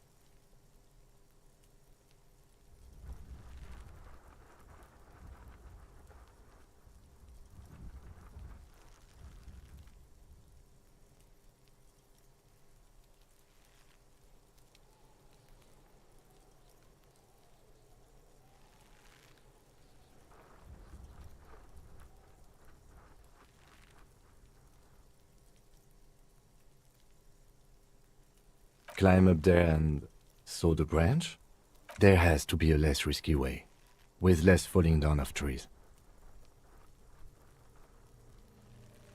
Yeah! Bang bang time, pig! Shoot his head off! How?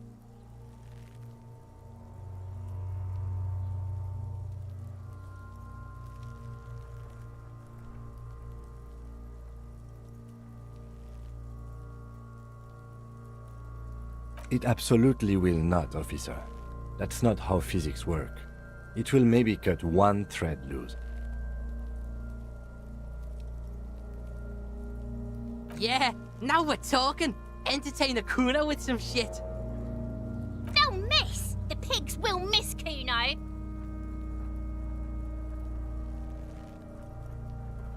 I'll blow his head off. Take it! Take the Yeah, take the shot. Kuno wants some of that Silence, with his elbow sharp, and produces a lightweight firearm. He drops a paper cartridge in the barrel, separates the scouring stick, and gives the cartridge 5 tucks, securing it in place. He then steps back and assumes the fellow's stess position, taking aim. The corner of his eye twitches. His finger is on the trigger. He's gonna fucking miss! The kid's voice is drowned in a shrill blast that echoes off the walls of the surrounding tenements. A cloud of smoke slowly parts in the air as the lieutenant steps back and God damn it. He feels bad about his eyes mostly, just having bad eyesight, probably from a young age. Whatever you do, do not console him. Fucking idiot! Kuno could have hit it easy, but then Kuno's not fucking handicapped, is he? No, we are lucky as it is. We didn't break anything, and the victim remains uncompromised. Any more mistakes could put us in an unfortunate position with the locals. We have eyes on us. I didn't do us any favors with that.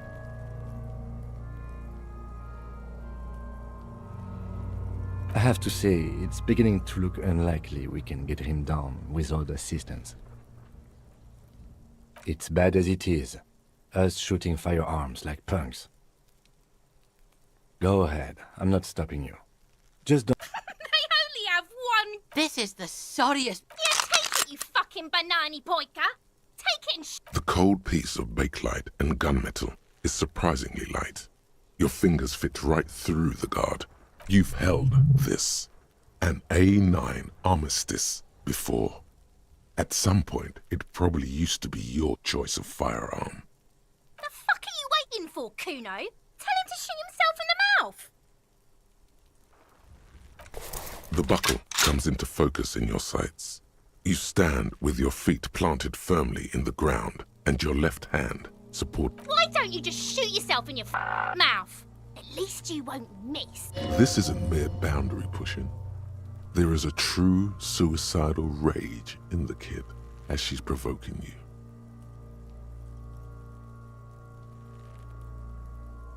Your field of view narrows.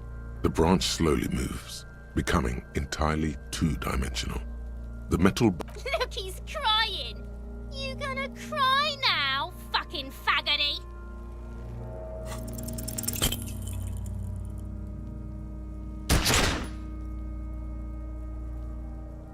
A plume of smoke erupts from the barrel. Your hand goes numb from the explosion. With your ears still, you missed the belt, but hit the corpse straight in the chest. Bits of ribcage protrude from the skin. No blood. Oh my god, he's gonna fucking cry! I knew it! What a mulko!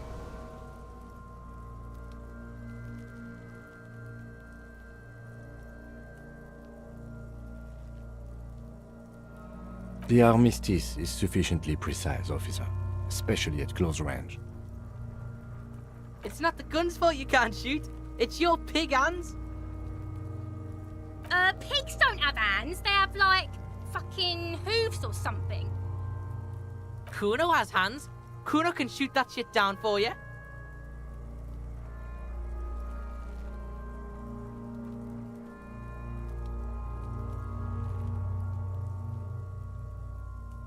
Cop's bitter because he fucked that corpse up, Kuno. What a... We still need to get him down, somehow. The bad way. The way I didn't want us to. By asking the Harbor for help. They have the tools and the men. If they put him up there, they can take him down too.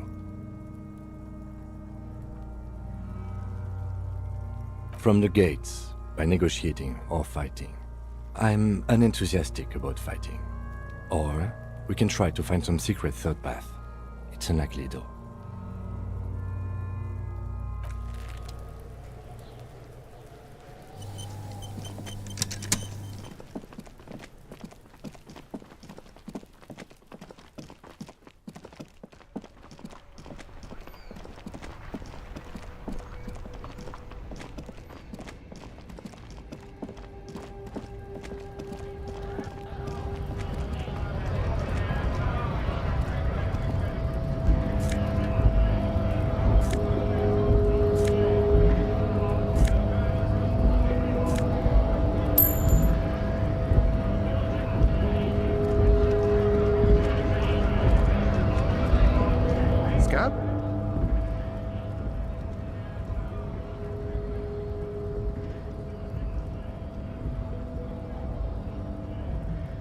A kind of a worm, content with mere survival. They come, they want to do our job for shittier pay, screwing over both themselves and us. Everybody loses.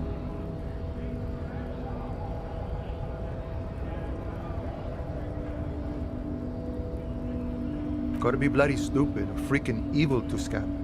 Or I guess scared, maybe. But scared of what? Of who? Personally, I'd rather beg than scab.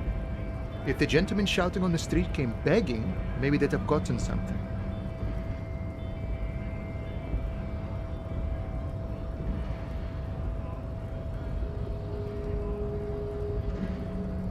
Sometimes you gotta do what you gotta do. These scabs ain't begging. They ain't holding on to their integrity.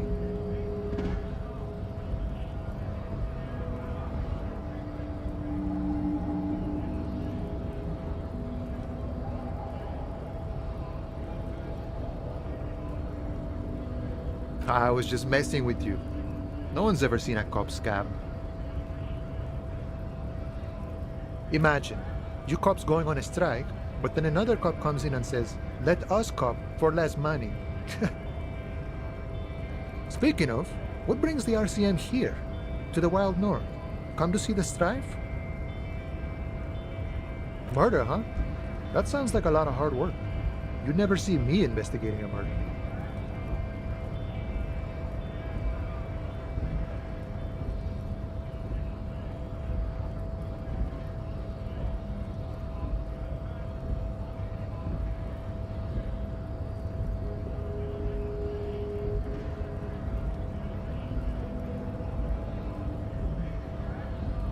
Of course, Policia. It wasn't me. You can rule me out. Easier that way. Should we? He's nice. I don't like. No, he didn't do it. It's the truth.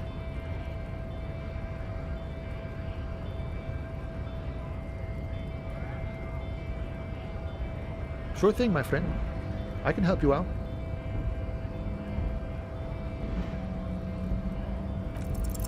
The coin narrowly slips by your outstretched finger. Oh, I'm sorry. Didn't mean to throw it like that. It's a thing we harbor folk do, passing around cargo and such. Was not meant as provocation or ridicule. The boyardero stares at you with respect. Then, Right, always glad to help out the RCM. We're on the same branch, you and I. Humans, I mean, not slithering scabs.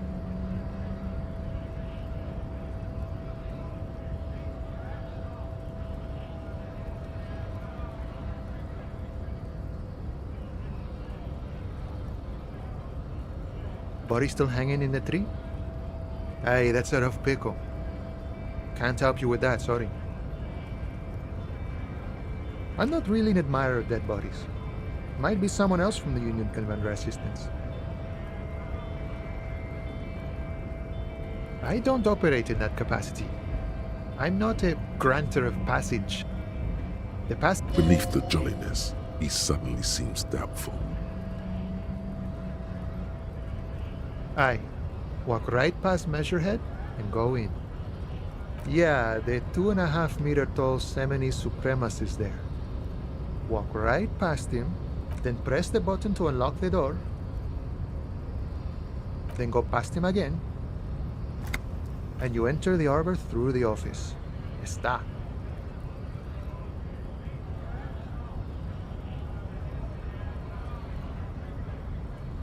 Don't worry, I'm sure it's not completely impossible. For example, you could best Measurehead in a physical confrontation, or you could convert to a Semini Supremacist worldview. Or, maybe it actually is completely impossible.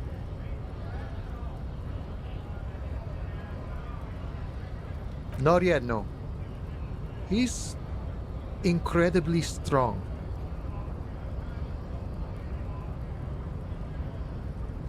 Sure.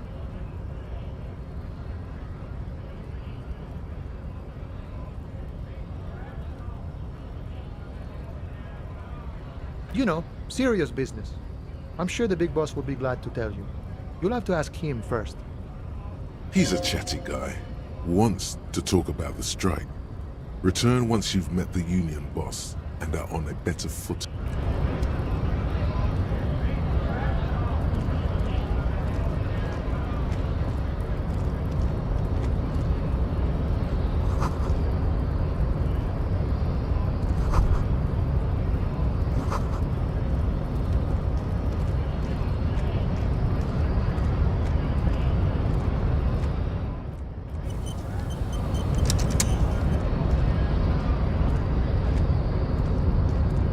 Body betrays your degeneracy. Yeah, Measurehead. His body totally betrays his degeneracy.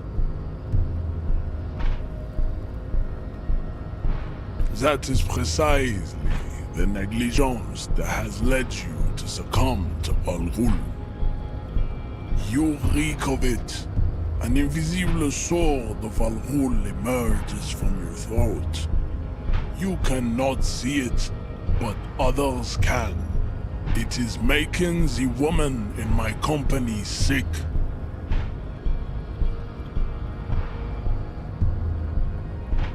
No, you don't. You need to get another drink. Occidental Haplogroup B4 is done giving orders around here. The influence of the jerking motions. Signs of a late-stage neurodegenerative disorder. How far the Occidental Haplogroup has fallen. You gave the world eugenics, electricity, and powerful weapons of war like missiles and aerostatic aircraft. You made great gains in metallurgy, race theory, and statecraft. You dominated lesser cultures, like the deformed Hemians and the inexplicably potato-obsessed Khoikos. But now your ascent to the genetic summit has halted. You are obsessed with sadness and with frivolous pop culture. You will be superseded. Isn't that right? It is, baby, yeah. You know it. There is a button right behind him, just out of reach. This man is not budging. Let's hope his superiors inside are more cooperative.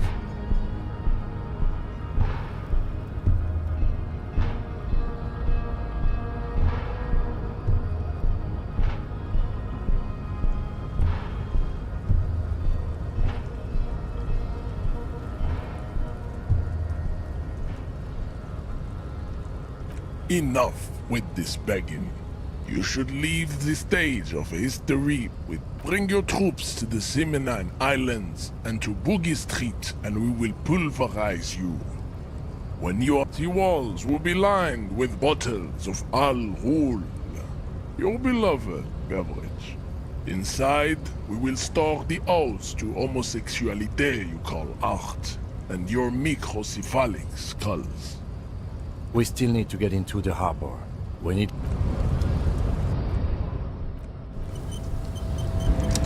Your raised descent has only worsened since I last saw you. You have really let yourself go. How did the...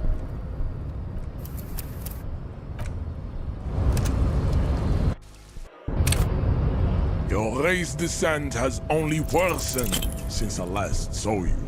You have really let yourself go. How...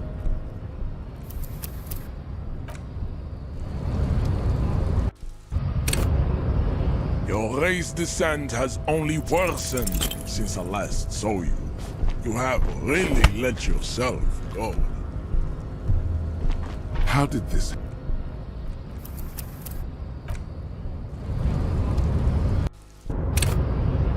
Your raised descent has only worsened since I last saw you. You have really let yourself go. How did this happen? Your little fist is in his giant hand. You must be out of your mind, degenerate drunk. Your fist cracks in his hand like a ripe apple. The words to the song have changed. Say... Your hand twists in his grip and the paint blinds. Good. Now leave before you humiliate your homoerotic organization.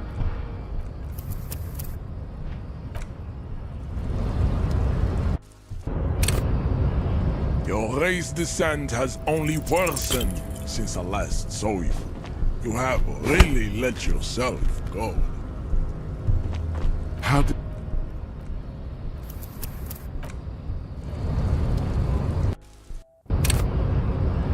Your raised descent has only worsened since I last saw you. You have really let yourself go. How...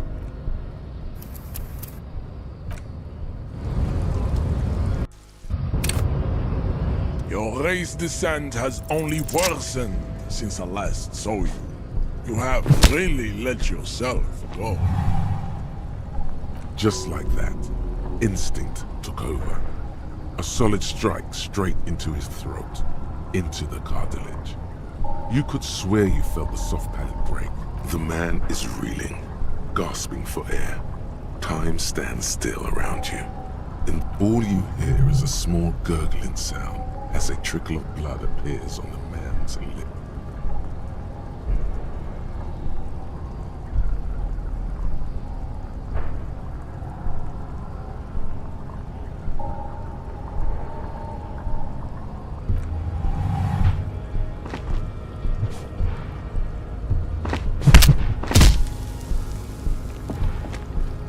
The man lands with a dull thump, like a broken down puppet of muscles and sinew. For a moment, he still tries to keep his head up, dazed eyes looking at you with unimaginable surprise. To your left is the button. As you slam your fist on the button, the man collapses entirely, his head rolling to the side. Looks like you're the new measurehead now. No one is the new measurehead. Let's go before he gets up.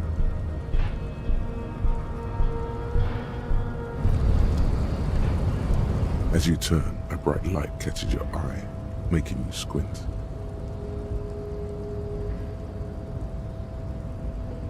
From a distant sunset, a stage light, flash photography, nowhere in particular. It's just what superstar law officers do. They squint at lights, and they solve shit.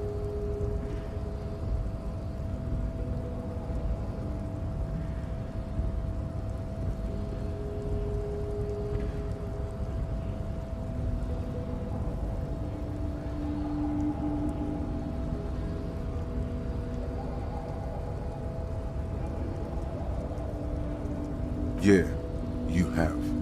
You're a big dick cop. Dick Mullen. Salam Rocky Bayi. Badass on the edge disco cop. Time to recede into a ludicrous fantasy world.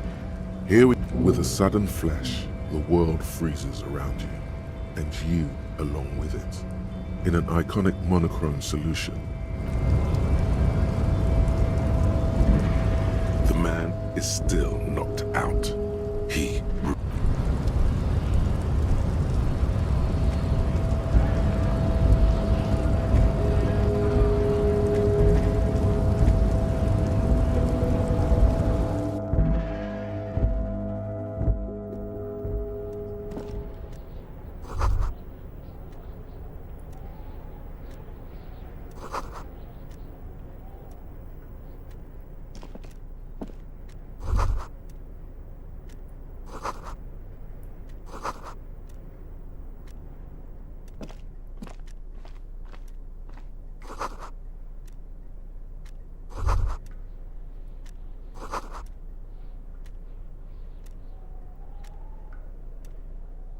On second glance, someone has forgotten. It's unfortunate for the Union to just leave their paperwork. Let's see what's inside, he thinks. The drawer opens smoothly. Inside is a well-organized hundreds of documents containing logistical data. Two kinds of transactions stand out. Materials coming into Revachol from the outside world, from Muindi, Grad, and even Ilmara. And the same materials being handed over to companies inside Revachol.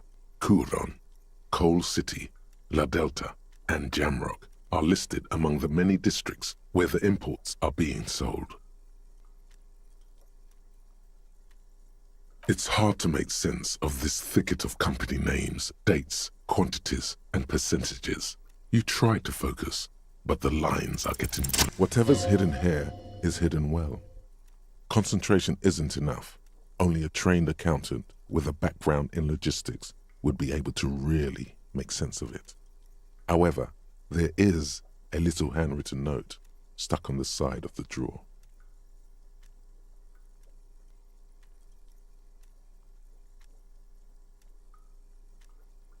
It appears to be a to-do list written in large, Remember, Leo, Everard's shoes, special whirling borscht, water Everard's plants, sweep office floor, more banners.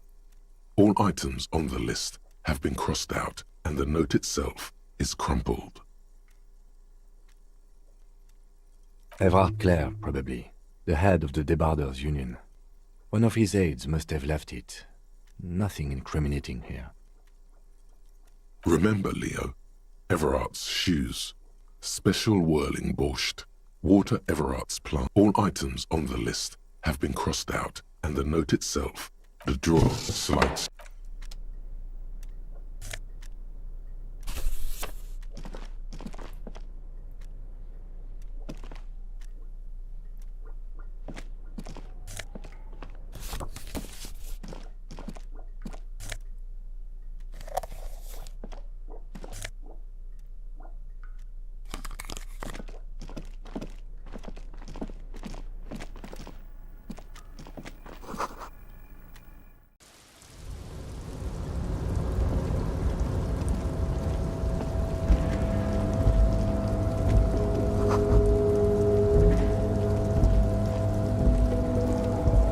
Looks like someone left his tarpaulin cloak hanging on the railing here. This is your cloak.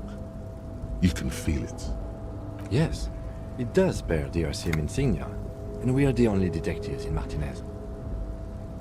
The service cloak issued to you by your station? Yes, I do.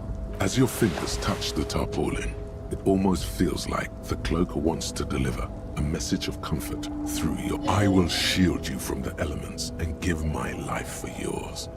That's what the cloak is relaying.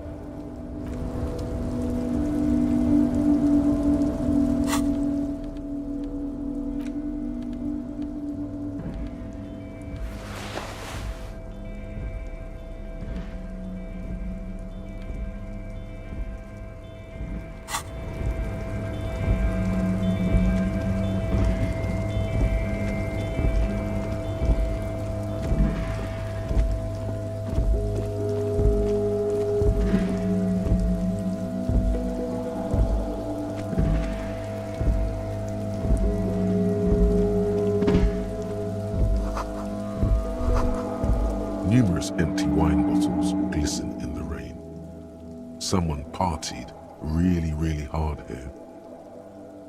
Well, yes, I think we can say with relative confidence that it was you.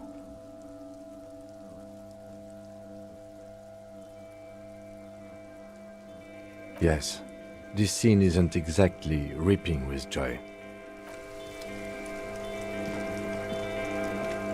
This is the night watchman's booth. If you must. But please hurry, we are pretty easy to spot up here. Nothing incriminating catches your eye. The cabinets are clean. It's a black and white photo of a young couple out in a street fair. The man is young, dark-skinned, and dressed in a Royal Carabinieri uniform. The young man looks happy as well. He's about to smile. Right after this moment, frozen in time. You're sure of that. Why did you take that?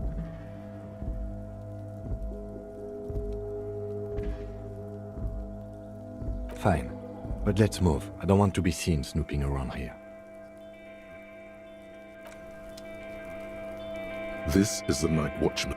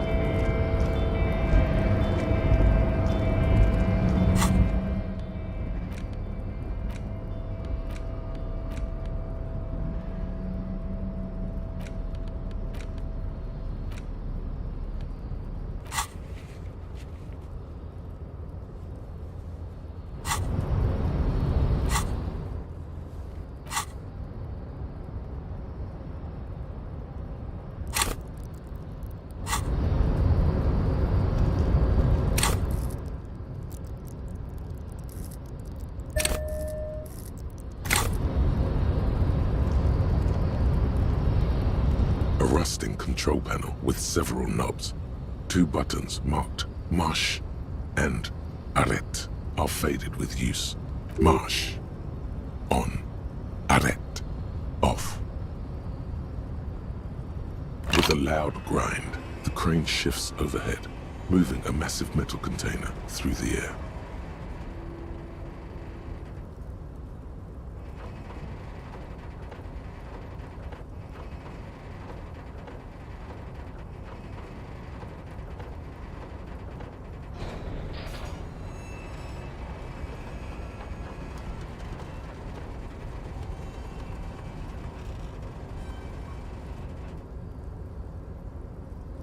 With a surprisingly quiet thunk, the harbor sleeps as the strike rages in the distance. The crane can rest again, now that its purpose has been fulfilled. The rusty control panel grows warm to the touch. I can't see how that was worth the wreckers, except for seeing the crane in action, which I admit was satisfying. The crane does not return to its original position.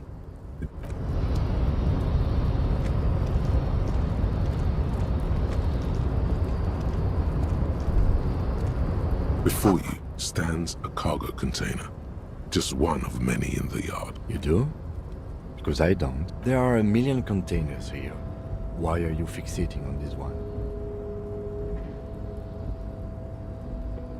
There may very well be, but we are not here to look for that. We are not here to interact with containers. We are here to get the body down from the tree. You attempt to turn the handle, to no avail. To your left, the lieutenant considers your actions with some puzzlement. No reply.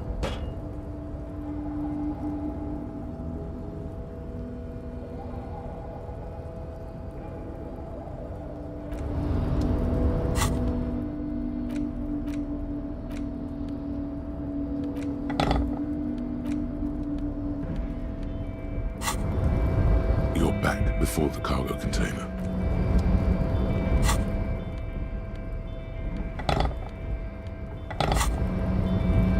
You're back before the cargo container.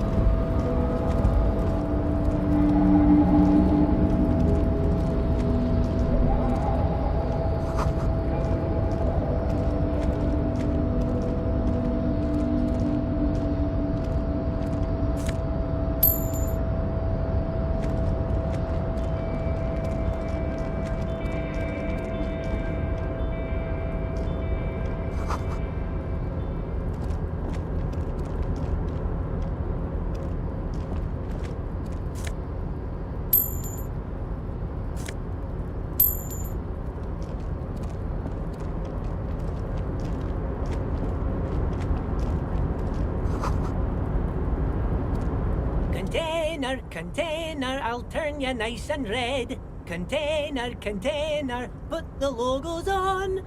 The lyrics to this container song are being made up as he goes along. The accent is so thick, it's impossible not to notice he's Ubi from the Vanishing Peninsula. Container, container, used to be Wild Pines. Container, container, now belongs to Everard. Everard, Everard, Everard, he looks after everyone. Huh? Well, hey there. How can I help you, mister? The look in his deep blue eyes is as sincere as you've ever seen. Kind of make... I see you are not a union man, mister. Did you get lost? You're not one of them scabs, are you?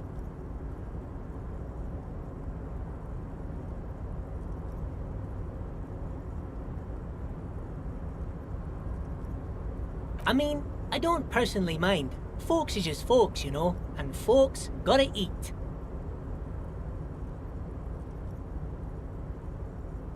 Just some of the other guys don't look too kindly on the scabbing kind, if you know what I mean, mister.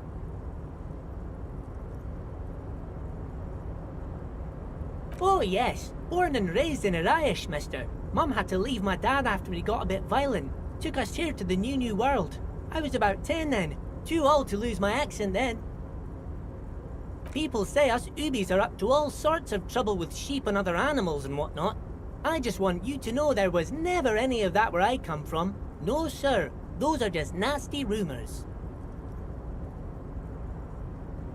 Thank you for clarifying that, sir.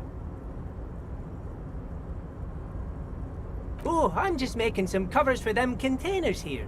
Yes I am, yes I am. So it's easier for the crane operators to spot them.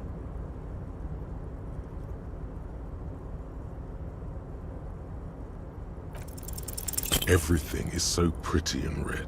You and Leo look like brothers as you... The old man whistles and hums a jaunty tune to himself. Oh, most of the guys are down at the gates, keeping the scabs from coming in.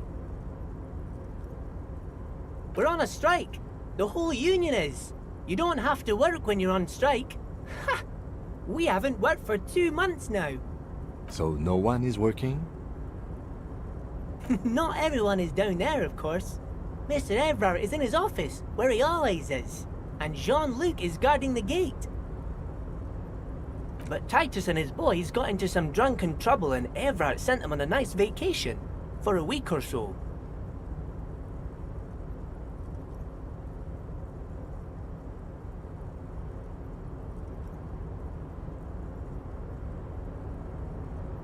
Oh, I'm not really supposed to talk about that.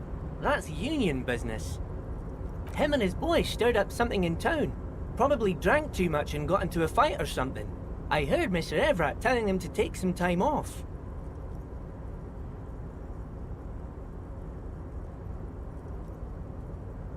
I guess the boys got a bit too rowdy and had to let out some steam.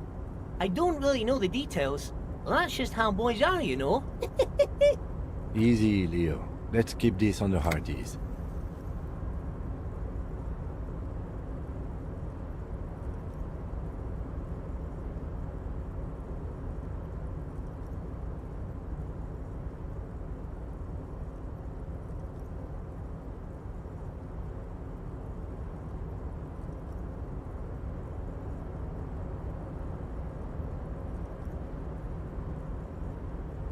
Too late. Leo's mouth is still moving, and the words are spewing forth. Words, words, and look. Now he's talking about some drunk sawmill owner who... No, he already switched to a prized fishing rod he apparently owned at some point. You know what? Just cut in there with your questions. Yes, yes. Everybody needs a job, and this is mine. I'm Leonard, by the way. Leonard Bellick. But everyone calls me Leo. I'm like Mr. Everett's right-hand man when Mr. Edgar is out of town, and Mr. Edgar's right-hand man when Mr. Everett is away. Actually, Miss Beaufort is the right-hand man, but she's a lady. Who is this, Miss Beaufort? A real pretty lady with a skin like those douce sucre candy bars my missus likes so much. Them are real nice to suckle on once the dinner is done and me and the missus sit down beside the radio.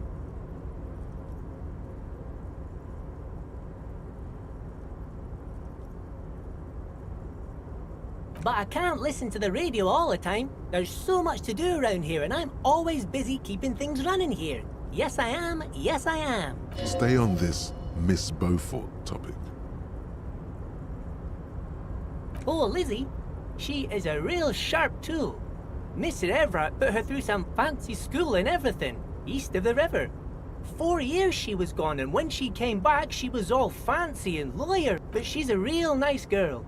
Grew up in this here neighborhood, knows everybody and gets along with everyone. Real pillar of the community one day, I'm sure. For a fraction of a second, there's sadness in his eyes. If me missus and me was to have a child, I'd be real happy if she turned out like her. But she can't have kids. Dr. Lemaitre said so, and she knows about such things. Been a doctor for almost 50 years, she has.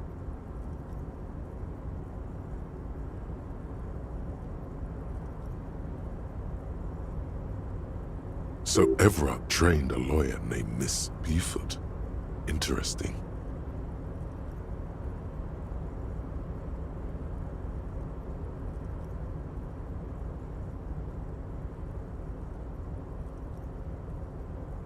Yes, this place really seems to run like clockwork. Keep it up, Leo. Well, thanks a lot. Coming from you, it means a lot, really. Sometimes I feel some of the guys don't really get how much I bust my ass for them here. But you guys are alright.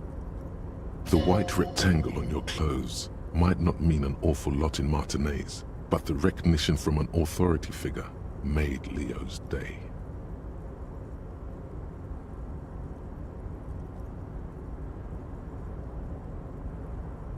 Oh, yes, yes. I leave all kinds of notes for myself.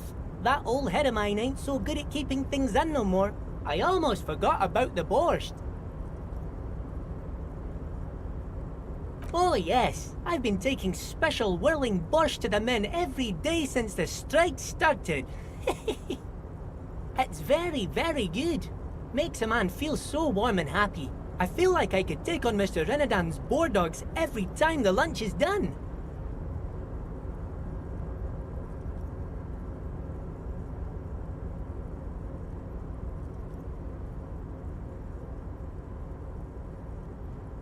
Yes, yes. I'm taking it to them.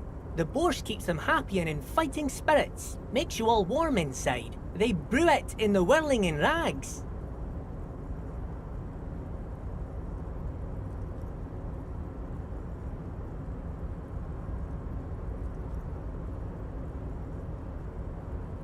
Oh, the whirling's cook. He makes it.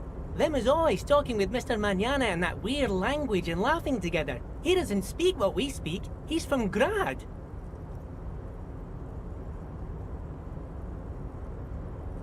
Oh, sure, mister. Sure. You do that. Yes, sir.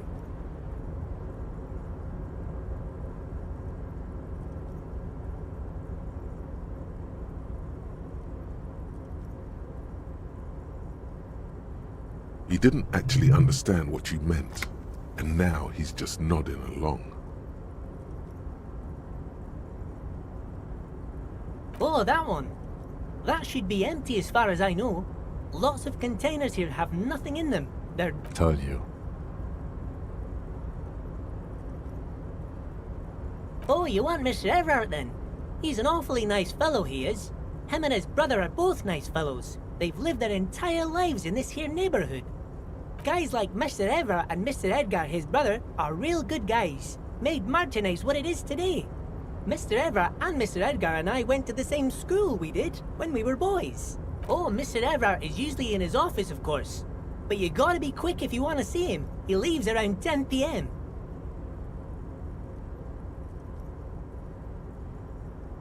Bye-bye now.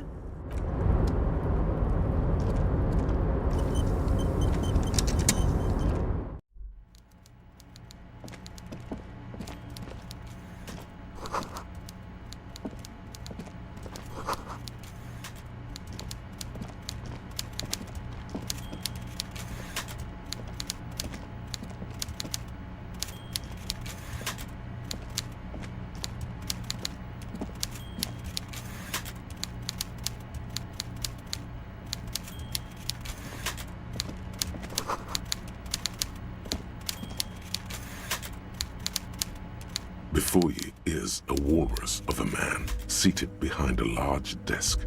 He looks up from his work, not the least bit surprised to see you. With great effort, he straightens himself up in his chair, yet says nothing. He simply stares at you.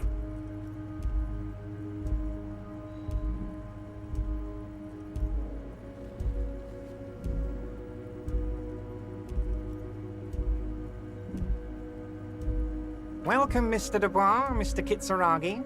It's good of you two to stop by. Please, have a seat. I'm Everard Clare, head of the Debarders Union here in Martinez. I'd offer you my hand, but unfortunately my health prevents me from getting up.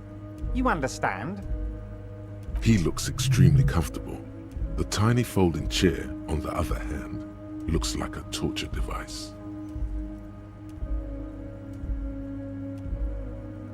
You go ahead, detective. Whatever he has in store for you, it can't be good, he thinks. I'll do my... Forget about that. What's with this Dubois stuff? You're getting some seriously bad vibes from that name.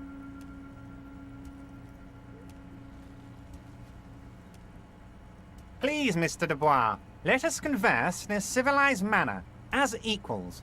Take a seat. I insist. It's nothing.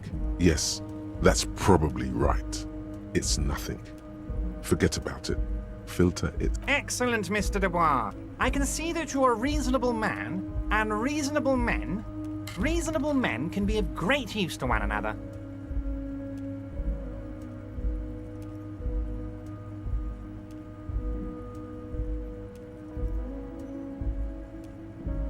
So tell me, how can the head of the Debarders Union help a representative of the Revachol Citizens Militia today? The chair you're sitting on has got to be the most uncomfortable chair in the world. It's violating your backside. By the way, I heard you got a rather rude reception from a certain Lawrence Gart. Some people have no manners, it pains me to say.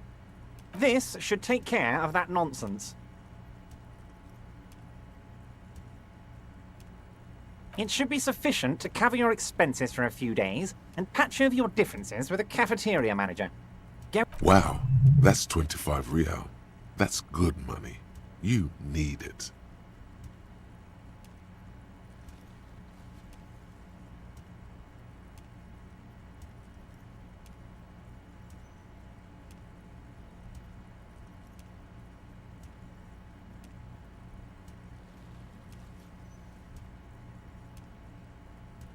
Okay, okay. I respect a man with principles.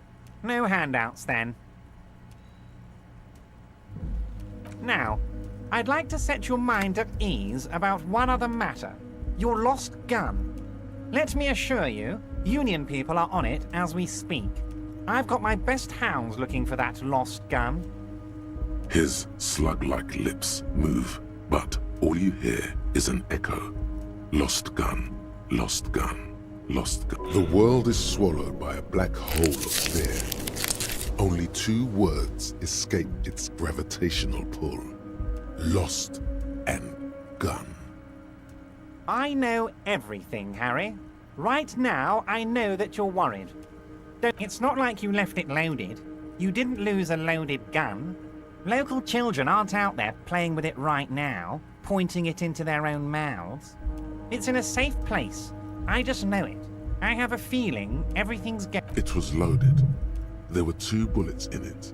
You always keep at least 2 barrels loaded.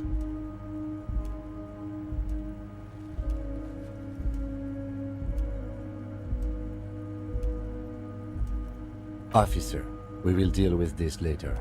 We don't need Mr. Clare's help with this. I wouldn't be so sure about that. God, you're sweating. Your knee is jerking. You're about to cry, aren't you? You're about to cry because you lost your gun and those children are gonna shoot themselves with it. Mr. Dubois, you don't look so good. What is this, Mr. Dubois? He keeps repeating. What is he trying to pull here? You need to cool the fuck down. Mr. Dubois! Mr. Dubois! Harry!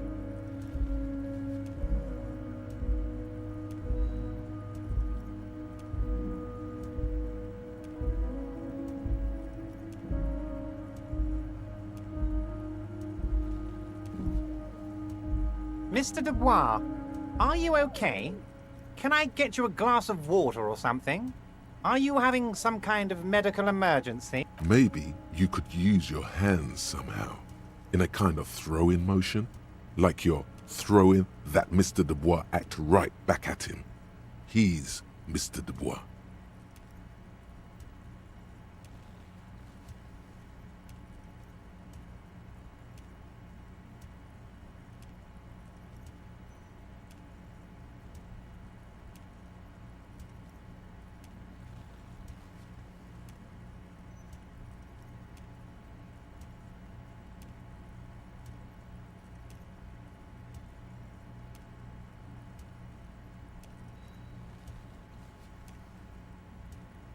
Don't be dramatic. I can see your condition isn't... What an odd demonstration of... you got me, Harry. I don't even know what. As entertaining as it was, I'm afraid we're wasting our time. And I'm an extremely busy man, as I'm sure you are too.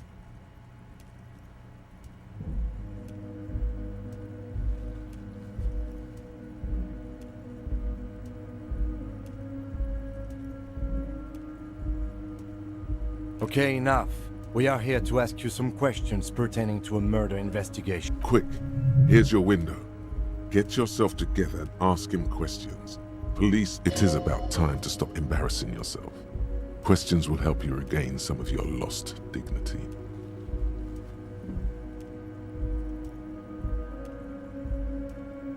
Am I going to ask? Hell, Harry. You spin-kicked my strongest man in the face. I saw it from... Would you ask a man like that how he got into your container yard?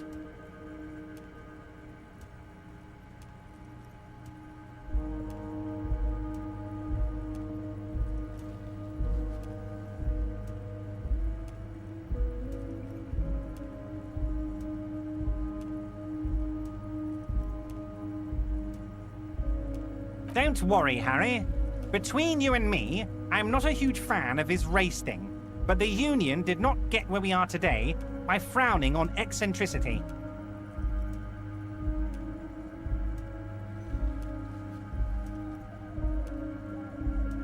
Anyway, I assure you, I am a very well-informed man. Information reaches me before I even get the chance to request it. Of course, let us dispatch with the formalities. You call me Everard, I call you Harry. My God, so it's true. I didn't want to believe it, but you are a fantastic science fiction amnesiac cop, aren't you? What are the odds of that? I think the odds of that are very low.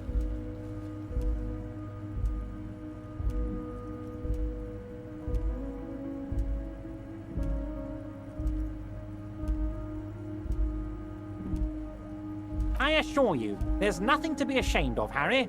You're among friends, and the good news is... I have a big fat folder on you, Harry. I'm sure you have a lot of questions to ask. Maybe I can help you out. I'm sure you had some concerns you thought I might be able to address. And you were probably right. I can.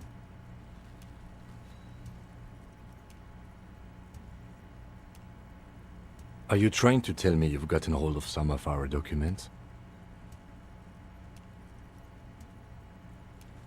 Mr. Kitsuragi, would you mind? Me and Harry are talking about his lost identity right now. Don't just jump to the folder. That's not smart. Shows you're on the edge. Do some probing first.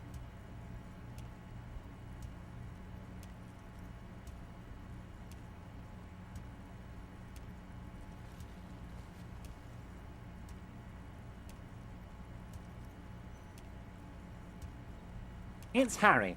Harry Dubois.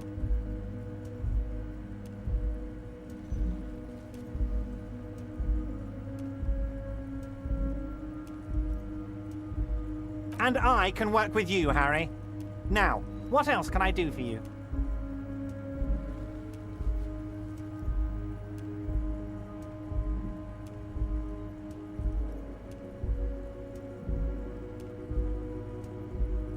Family? Harry, you're not a family man. There's not one peep of family in here. Unless you think you're a family man. Do you strike yourself as a family man, Harry? Well, yes. I'm sure you're going to make one little boy or a girl very happy and proud one day, Harry.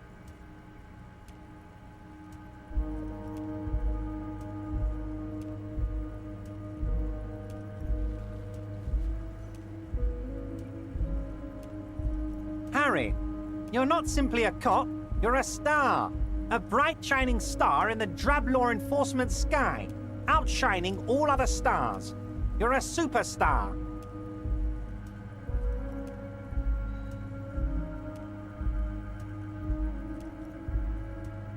Nonsense, Harry. You lit up this container when you walked in here. You're my golden boy.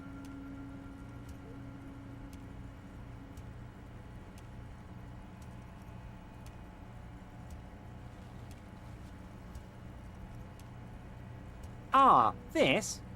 My friends in your organization gave it to me, Harry.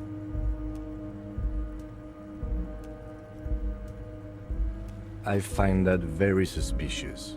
May I'm afraid this is meant for Union eyes only, Mr. Kitsuragi. I'm sure you understand.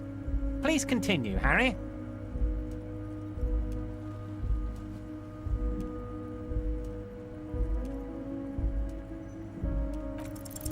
Everard's large hands are covering the folder, but the look on his face says, I know everything about you, Harry.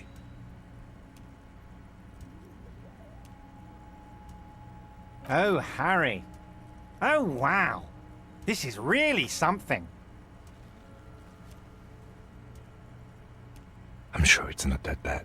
At worst, he has an old RCM folder, and I very much doubt even that.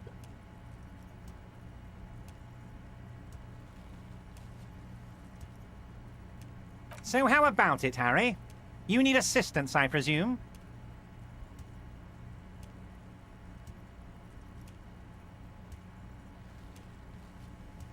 Of course, Harry, of course.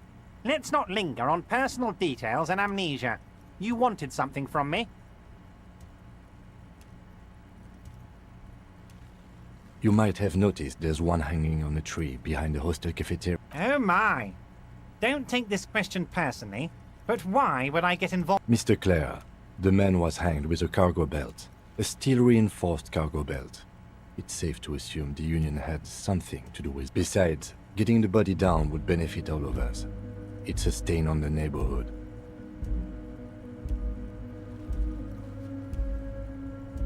I can certainly see how having him up there might start affecting some real estate values. But of course, all joking aside, I am going to help you.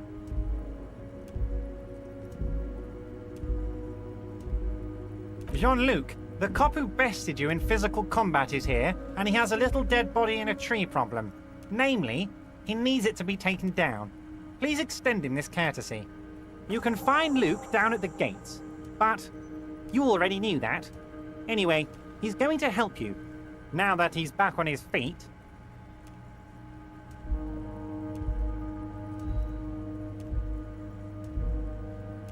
Yes, your lost gun. My best men are on it. They're turning every stone, searching every playground, asking kids, grandmas, everyone. Your gun will be found, Harry. Let me assure you of that. It's just a matter of time and...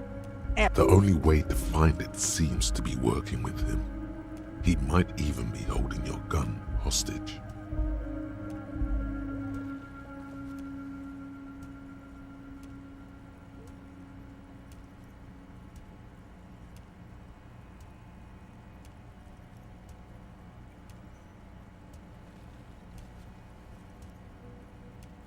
Damn it, Harry.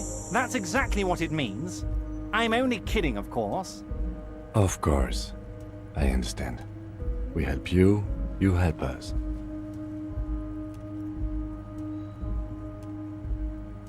Oh, of course. That's your main thing here. That's why you're in Martinez. I know everything that goes on around here, and I would love to help you, like I'm helping you with the body and your lost gun. I mean, it's no secret that the lynching is connected to the strike. So much to talk about. Honestly, it's been weighing on me so heavily. I understand you need to interview me. But there's a thing that's been keeping me up at night. I want to talk about the hanging. I mean, if we could just calmly talk, exchange information, we could blow this thing wide open. Yes, that sounds good. Let's do that. But I can't think straight with this thing weighing on me. You're police officers, aren't you? I have a crazy idea. You guys are basically door-opening machines, incredibly talented at opening doors.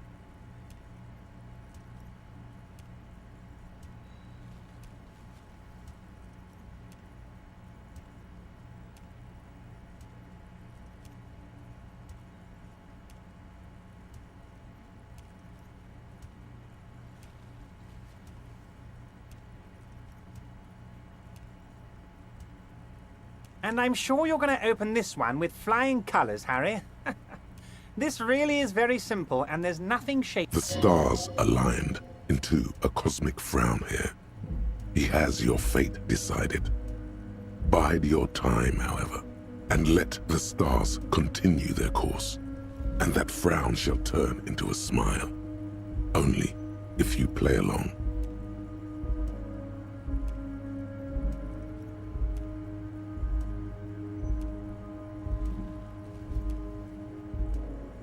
Harry, I'm a very busy man, and more importantly, I don't have that extraordinary physique you do. You look like you could run around all day. You want to send someone a message that the police are working for you. I repeat, I'm a very, very busy man, Mr. Kitsuragi, and therefore I must occasionally enlist outside help. So what will it be, Harry?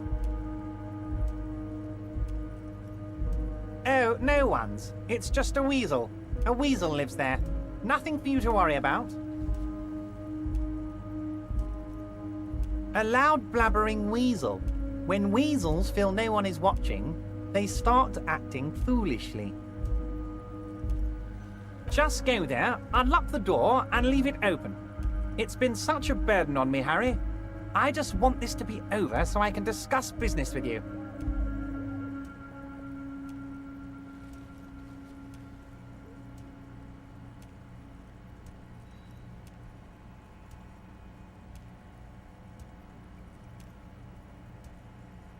Harry, my dear friend, I am what people call a local bigwig. I know everything that goes on in Martinez.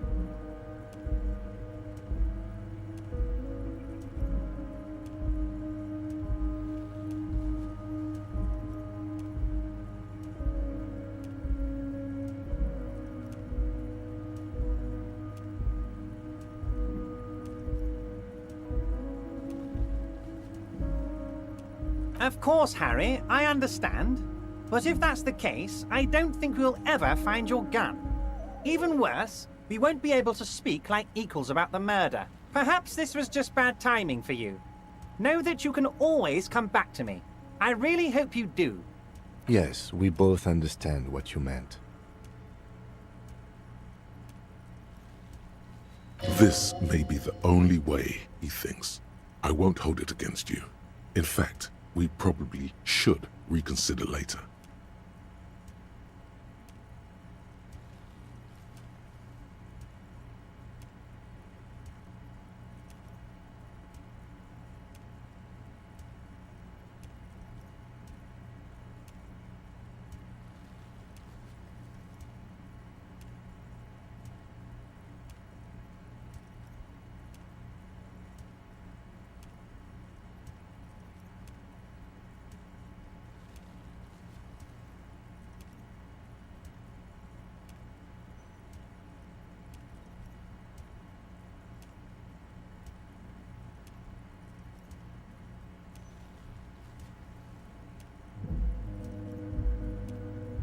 I don't know what that means, Harry.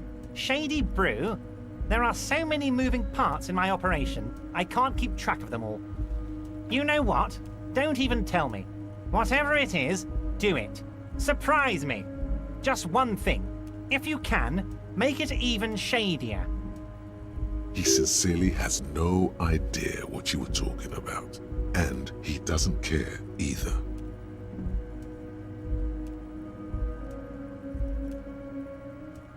Wait. You need this to get in and out through the gate.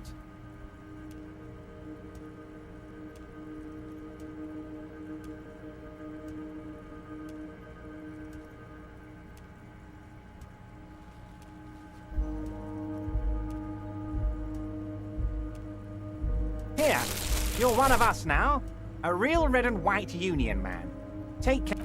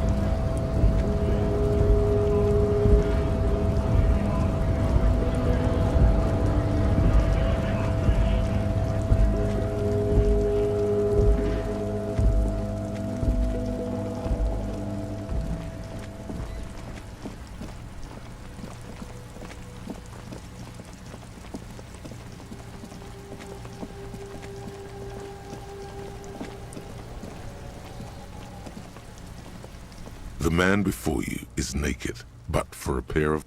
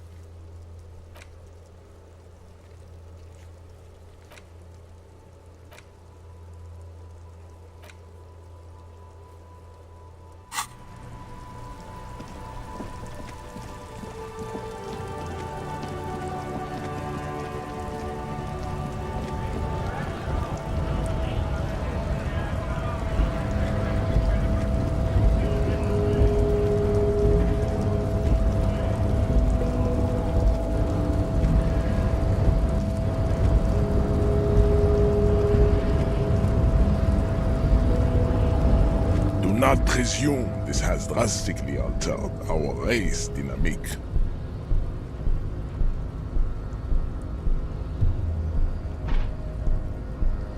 Our personal dynamique has changed. A little.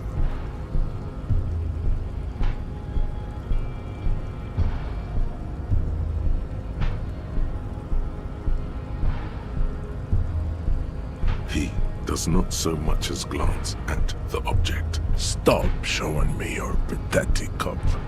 I have no interest in it.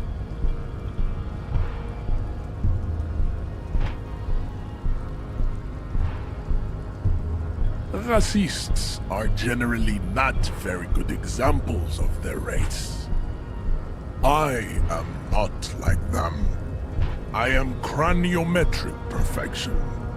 I have taken the trouble to permanently draw a phrenologic. Your silence betrays your inferiority. You do not have a reply.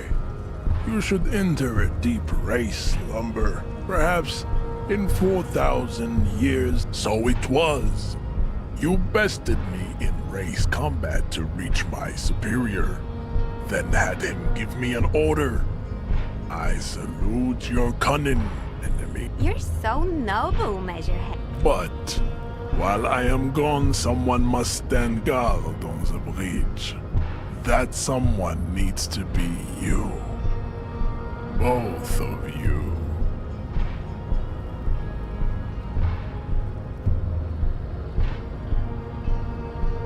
Babe, see that they stay here the whole time.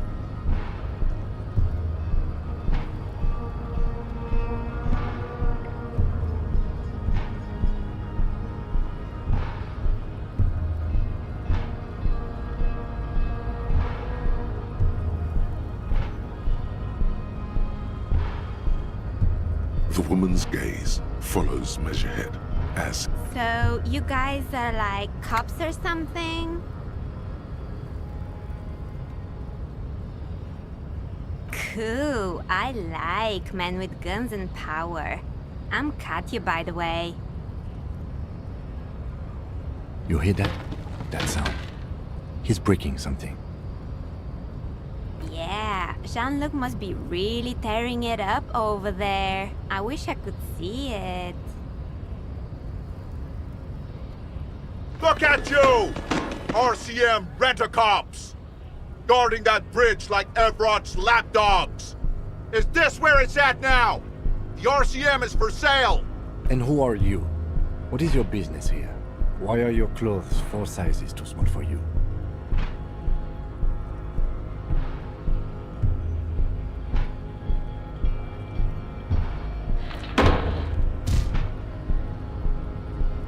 A shrill laughter interrupts you, echoing across Martinez. It's the man turns to look behind him at the behemoth appearing around the corner, approaching him, walking past him.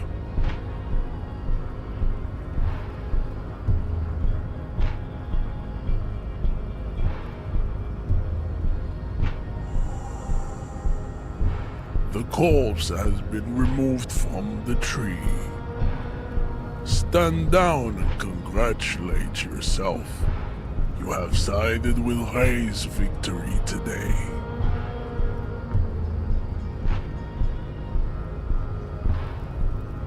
And what you had to do was to become a Union man for all to see.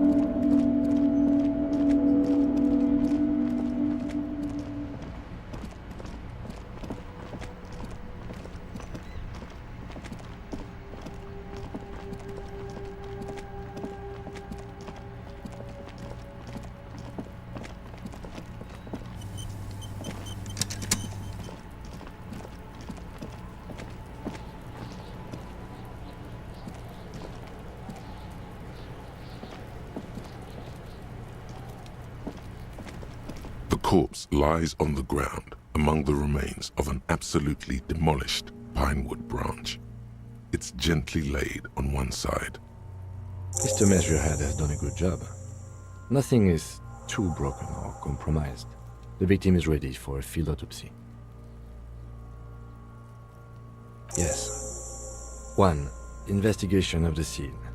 2. Initial examination of the victim. 3. Field autopsy. 4. Transportation of the body to the morgue. The fuck are they on about? Cop's gonna cut his shit up.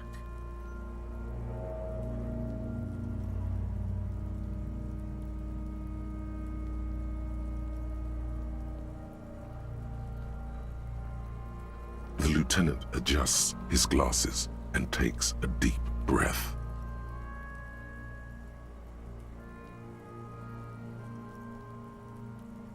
Come on, officer. You know what a field autopsy is. You've done 100 of them. There truly is a time for everything, even for yellow gardening gloves. However, they are lacking hygienically. I suggest you get in there in limited capacity. I'll ask you when I need you to. For the most part, maybe I should handle the contact and you take notes?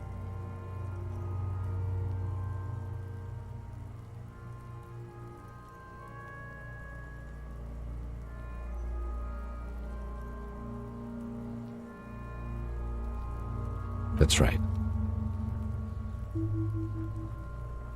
You knew it because you inspected your ledger. The lieutenant is relieved you know the protocol.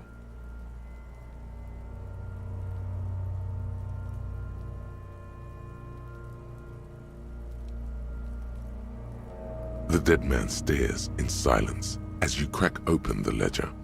The bright red paper is covered in boxes and lit. Above those, an 11-field info form needs filling out first. It begins with,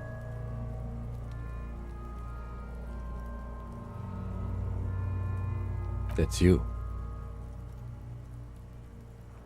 The corpse is indifferent to your scribblings, just lies there. The next box says, KK57 dash O next NA next NA. Roughly 50. The corpse looks ageless, like meat on a hook. Mondial.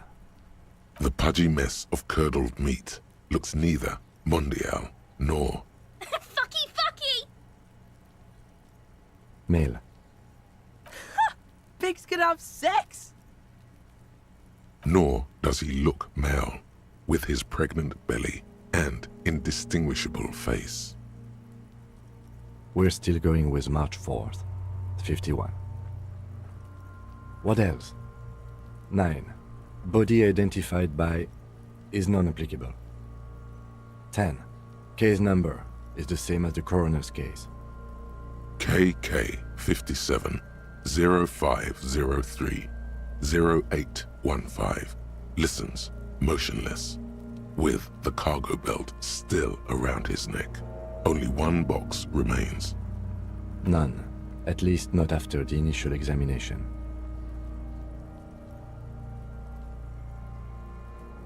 Interfering with the body's position or wounds post-mortem.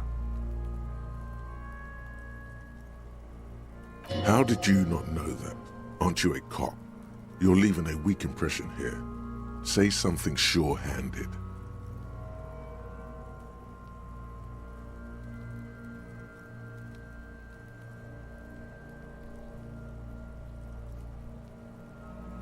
They'd have to have incapacitated and carried him over. This man was more than a match for untrained dockworkers. Your central nervous system recognizes this gesture. It's the stations of the breath. Ecclesiastic, religious in nature, a holdout from pre-DeLorean burial rites. Somewhere in Jamrock North, a small wood shed behind Rosencrantz Row, Lieutenant Nick Feuerbach puts his hand to the chest of a small corpse, no larger than a monkey. It's raining outside. Elsewhere yet, an obese female sits in a wicker chair, her silhouette bull-like against the window. Outside, Grand Coudon. The day is turning dim for Sergeant Mac Dawson. And so, all across Jamrock, Coal City, GRIH, 42 deceased persons found. We should start the post-mortem. The corpse cannot feel Kim's hand on his chest. It no longer meaningfully interacts with its surroundings. A thicket of boxes and lists on red copier paper tries to answer. Clothes. The deceased wears armored boots and white briefs. The make of the briefs is Babrodine, I think. See, it's happening. Babrodine, yes. Inexpensive. Size. The disappointment is palpable. The red-haired thing was expecting. The boots are ceramic, vitreous enamel. They are fused to his skin from blood flowing downward post-mortem. Removal of the boots is left. It would be clever of you to omit the boots altogether, sire. If you are to keep them for yourself, as you ought to, you have deserved them more than anyone else.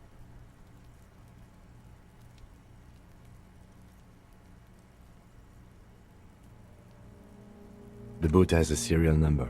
It's E50.100.100. The lines between the plates are in the shape of the alphanumerical. The tattoos.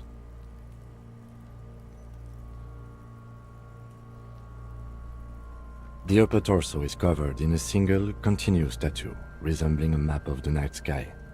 It reaches from the right shoulder to the heart. The assistant has a color photograph of the markings, to be added to the case files as document A1. The deceased has a cargo lashing belt around his neck, tied with a hangman's knot. Color yellow. Length 3 meters. They're well-nourished, athletically built, measuring 1.8 meters. Generally consistent with age, about 50. Preservation is good. Ambient temperature, below freezing. Body hair is light brown. Distribution is consistent with age. The deceased had male pattern baldness. Hair is combed back, short.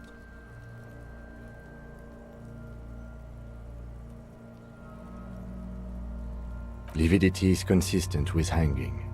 The head is congested. Contusions are present on the head, chest, and thighs, consistent with stones thrown post-mortem. Fucking low velocity? You think Kuno doesn't know what you're talking about? Velocity was fucking max. Talking shit about Kuno's velocity. In addition, there are bite marks on the face, scalp, and chest, consistent with predation.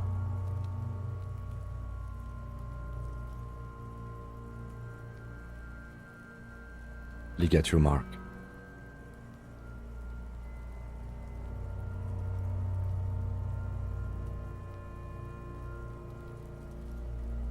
The steel wiring. There's too much of it. We need to remove the belt so we can get to the ligature mark. You got just the right tool for that. The chain cutters.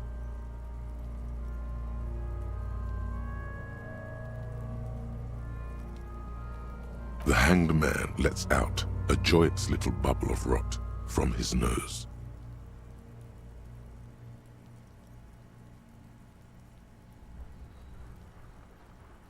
Always good to think ahead. Now, we need to cut the belt to see the ligature mark below. Carefully, with as much precision as you can. See, my pig is gonna fuck his head off.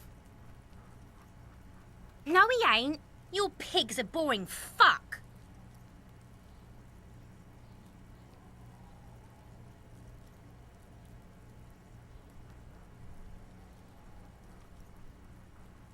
The belt is equally tight around the whole circumference of his neck, swelling over the edges.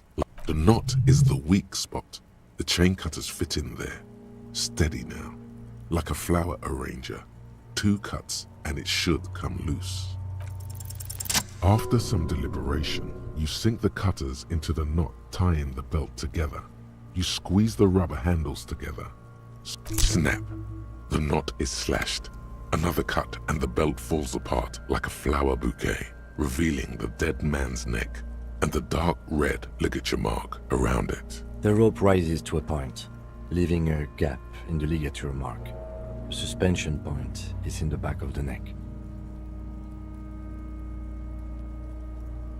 Hemorrhaging is observed on the skin, above and below the ligature mark. The mark is well pronounced, consistent with a drop. Chest is intact, normal contour. Abdomen is protuberant, pelvis intact, genitalia... No! Let's get out and see! I fucking knew it! This is clearly what they've been waiting for, ever since the autopsy began. The lieutenant... Genitalia is male and unremarkable. No evidence of injury.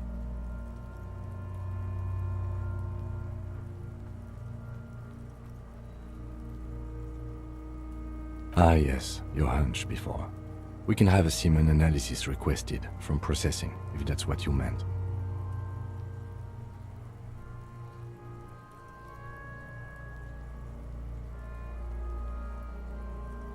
No, you weren't, officer. That would be preposterous. Just write down that we request a semen, vaginal, and anal fluids analysis. The corpse with his pants down does not have an opinion on the subject. All he has is genitals and a deathly odor. Back is symmetrical and intact. Upper and lower extremities are intact, but asymmetrical. There are combat injuries on the right hand, thigh, and hip. In addition, I see smaller, residual scars, too numerous to count, covering about 30% of his skin. Last item, hands.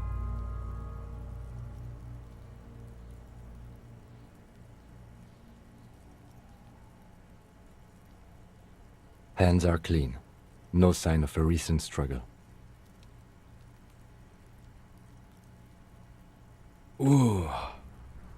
That's all for the external. Well done. What next?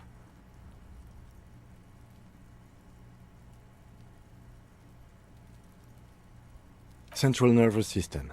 I have nothing. Do you have anything on this man's central nervous system? Of course, there is a moral to be drawn from it. A moral to this story. Musculoskeletal. Purge fluid is coming from the mouth. Not injury related.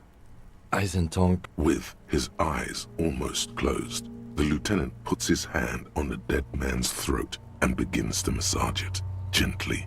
A rotting smell erupts. Yeah, jack that fucker off! The hyoid bone is fractured. The rest of the musculoskeletal system is intact. Unremarkable. Respiratory system.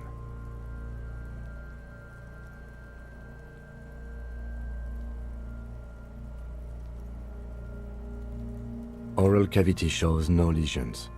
The victim has received dental implants, possibly after a combat wound. Mouth swollen. hemorrhaging present in mucosa of the lips and mouth. No scream, no sigh of relief rises from the darkness inside. It's humid there, sickly. Hepatobiliary, NA.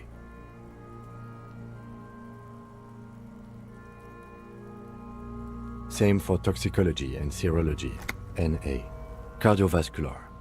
The body exhibits lividity in the lower extremities, feet, hands, and neck, visually consistent with the hanging. Gastrointestinal.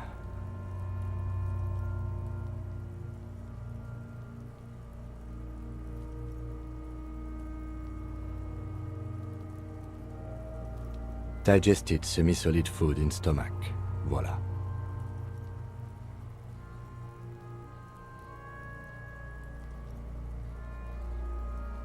What's next on the list?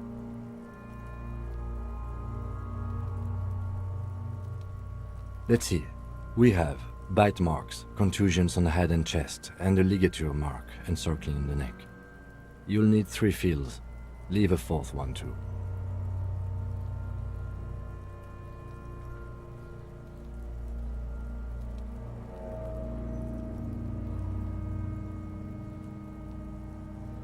So, the scalp bleeds from a post-mortem head injury, a stone. The injury does not have the rim of an early inflammatory response. At maximum velocity, fucko! Has confessed to causing it at max. The lieutenant's admission has caused great gratitude in Kuna. He is silent with it. Coagulated blood sticks to his scalp and chest, where the countless stones have hit the dead man. Beneath, the description of injury. 2 boxes.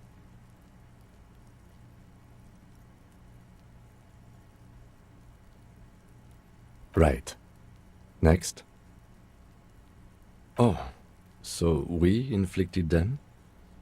Okay, so there's a spin-stabilized munition from a Kiel A990. I don't think we should mention that. Better not to muddy the waters.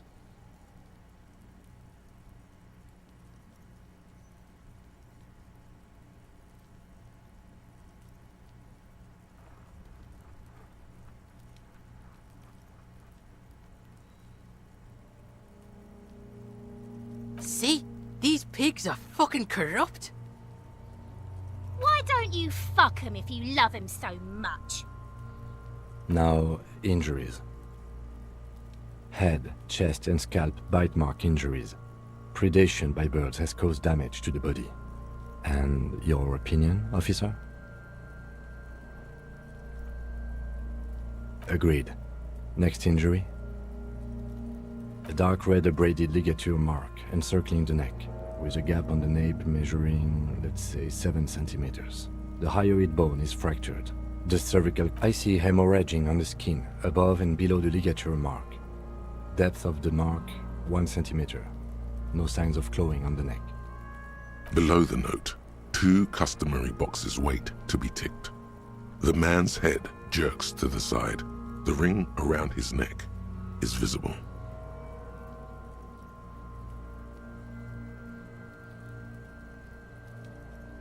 That's it. We have established cause of death. It's not much, and it leaves much to be questioned. But let's wrap this up. I pronounce this field autopsy over.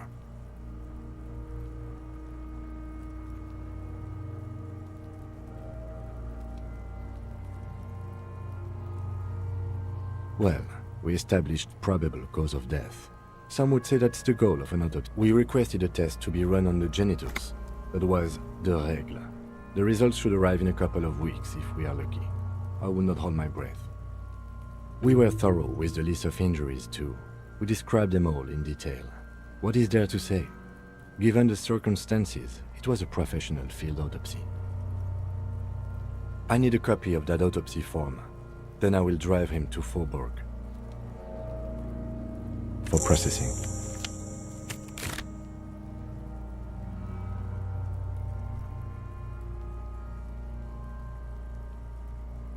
He's thinking, did I miss something?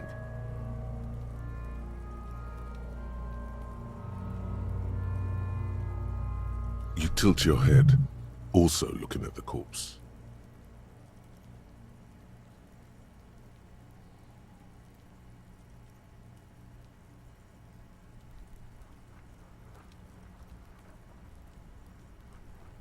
Okay.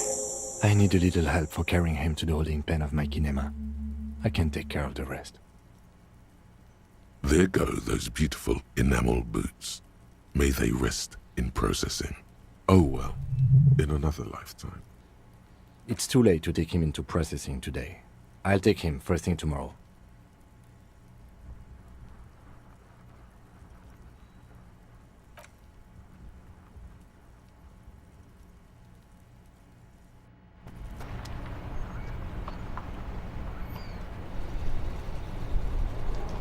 We should think about calling it a day, maybe. The nights are still miserably cold this time of year. You should take care of that, then. Let's talk to him anyway. An officer of the RCM shouldn't be sleeping in the streets. We'll figure something out. Though he finds this situation frustrating, he is doing his best to not make you feel any worse than you already do.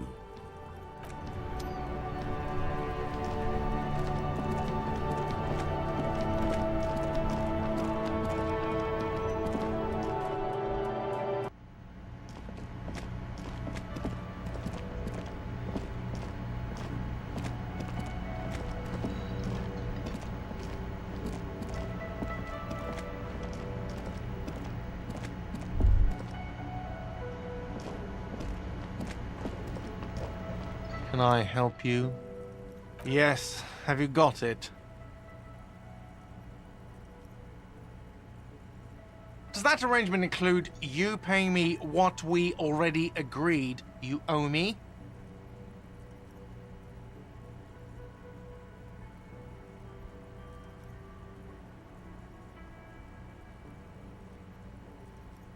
I understand your predicament as the manager. However,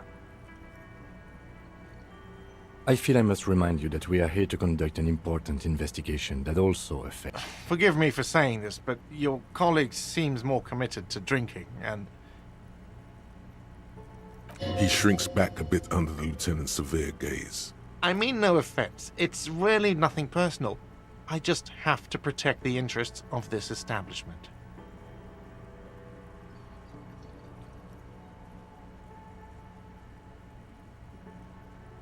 Good luck trying to use it.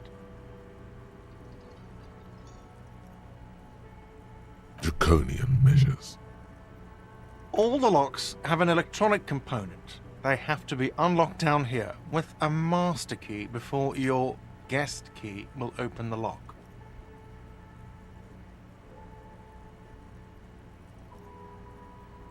Not until you bring me the money. Okay. I might have something in my motor carriage we can use when you're done here. I really didn't want to resort to this. The man is thinking. Oh, Lieutenant, we're done here.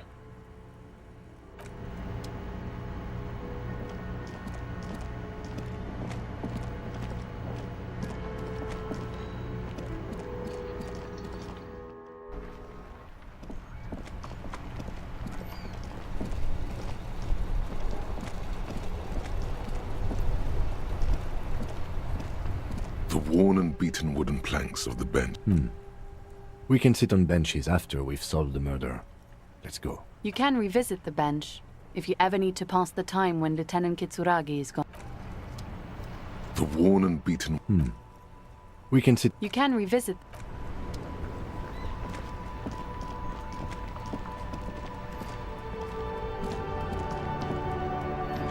Inside, you see a set of steering levers, a radio microphone. I have something here we could sell. Look in the back, in the suspect transport enclosure. Transport enclosure? Regular people just call it the cage. The cage at the back of the motor carriage looks rather uncomfortable. 4 shiny hubcaps are stacked. I confiscated these for a little while back. We can take them to the pawn shop down by the Martinez Canal.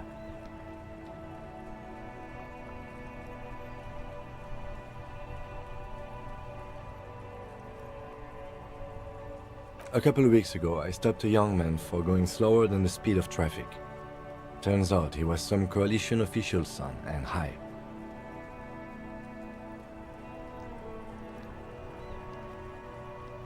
That they are.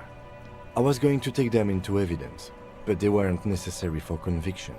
He never asked for them back.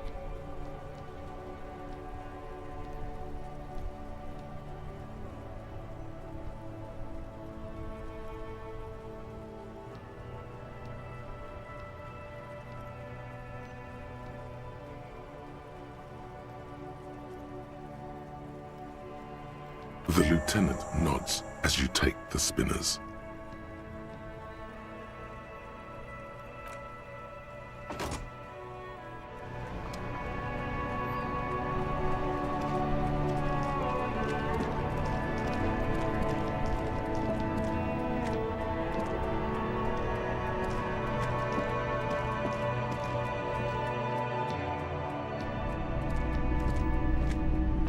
It's not often that I see off. What can I do for you? His courtesy is not insincere, but he prefers being alone with his projector, just watching the movement of light across the walls of the shop. I haven't had any problems myself, though some of my customers have complained about... Who are your customers usually? All kinds of people come through here. Locals, travelers, people looking for a deal, people looking for a keepsake. As you can see, I have a wide selection of goods for everyone to choose from.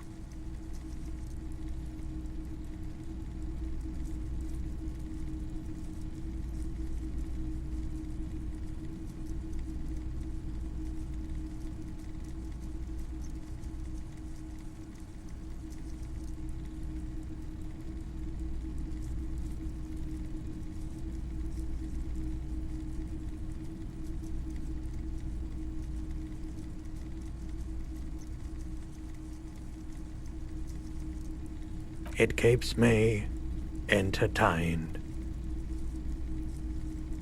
Yes, we'd like to sell these hubcaps. Roy takes the hubcaps from the lieutenant and inspects them. The spinners. Yes, these are very, very good. Did you defraud some foreign prince for them? Jump a mesk banger? No matter.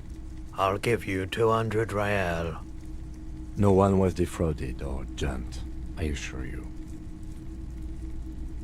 Of course, I meant no offense. 200 real for you, officer.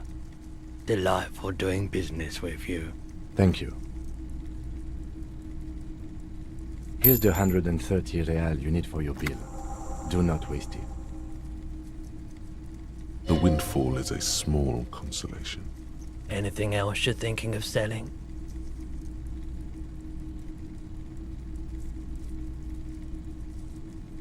Another time, perhaps.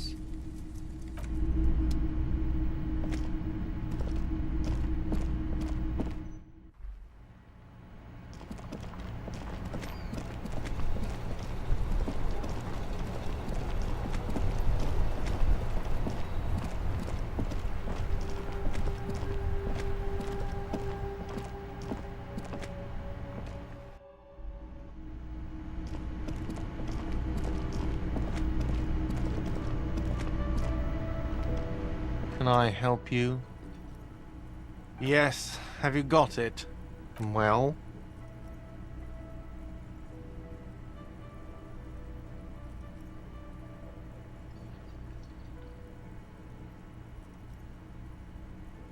Great. Thank you, officer. That's all I wanted. Payment for services rendered. If you continue to stay here, I just ask that you please pay your nightly bill in advance. The electronic lock to your room has been disabled till 9 p.m. tomorrow. Please pay for each night in advance starting tomorrow. 20 real per night. I'll take a room here too. Of course. Always happy to have officers from the RCM as guests. Anything else I can do for you?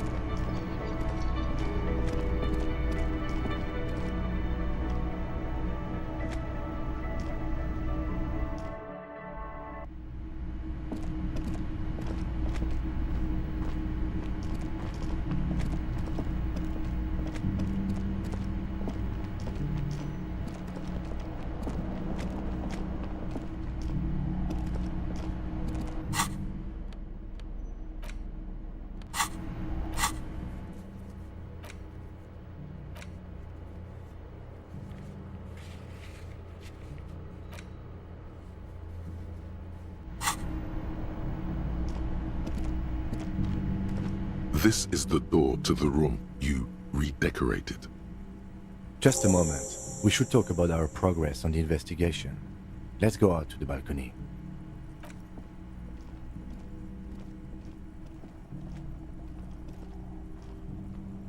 The air outside is brisk.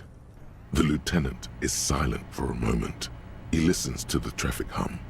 Then... Now then, we should talk about the investigation. But I also feel you're a bit hazy on the RCM. Our role here, our rights, our jurisdiction, basically.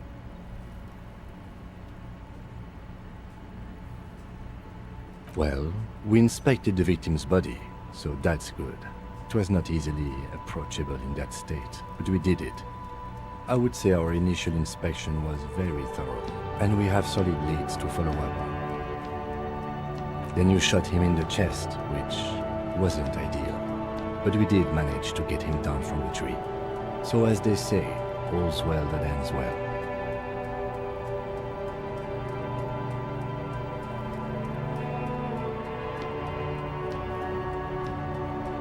Being sober also tends to help with precision. Anyway, we performed a field autopsy on the victim. We found some things we can really work with.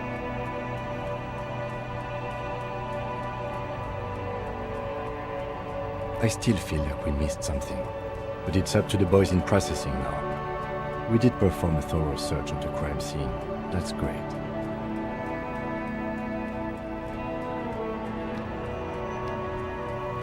Now, as for interviews, my list of people to talk to here in Martinez, I mean.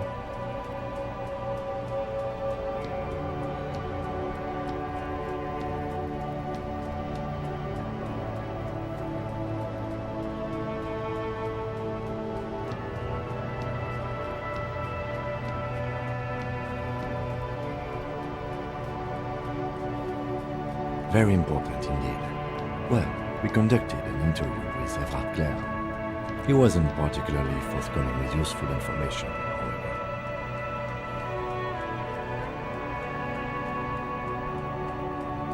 Claire also helped you, how should I say, remember your name? That's a relief.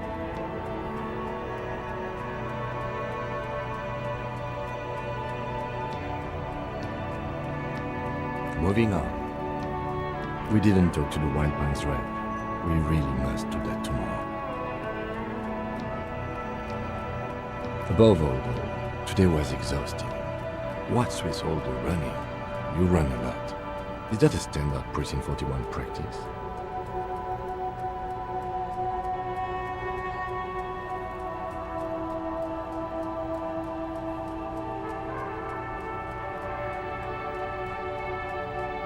It's impressive, especially for a man your age, and in those hills. Nice shoes, by the way. I like the green. Goes with the orange.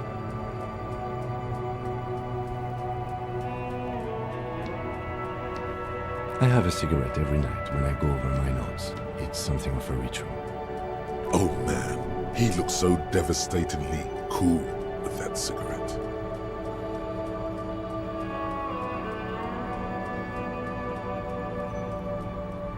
Yes, it's been a long and eventful day.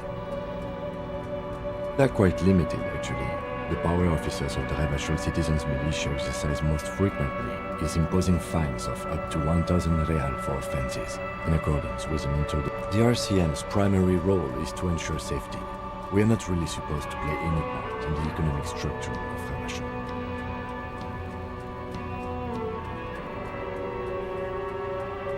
Yes, although indirectly, as citizens can always request records from their local station. Officers of the RCM have been known to take bribes of less than the prescribed fine amount. It undermines trust in the RCM. We can arrest people, of course, but rather than bringing someone in directly, it's preferable to serve a station cold slip. It prevents confusion and overcrowding.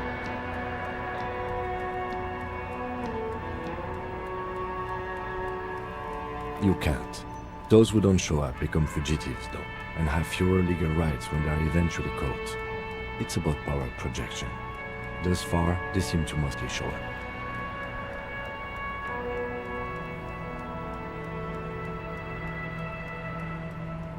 When power calls you, you come. But power itself is a fragile trick of perception.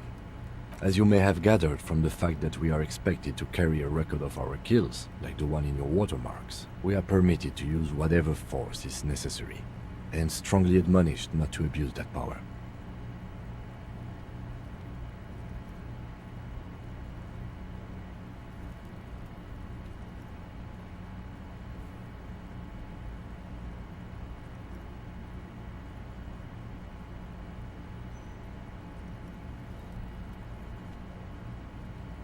We don't convict. We arrest and send them to coalition government courts in Couron and La Delta. The prosecution works off our testimonies and records, which is why it's paramount to keep them.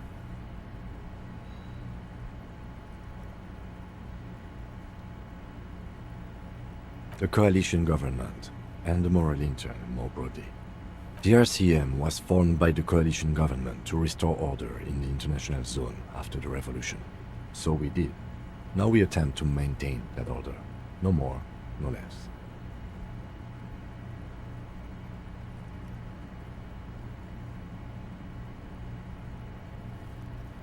Or perhaps it is better to say we were allowed to form. It's a point of contention whether the citizens of Revachol or the coalition government founded the RCM.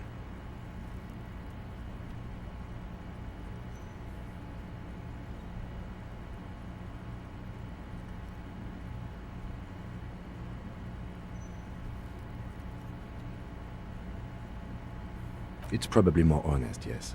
Either way, the moral intern leases us the right to keep the peace in this city, and they will take it away if we misuse it.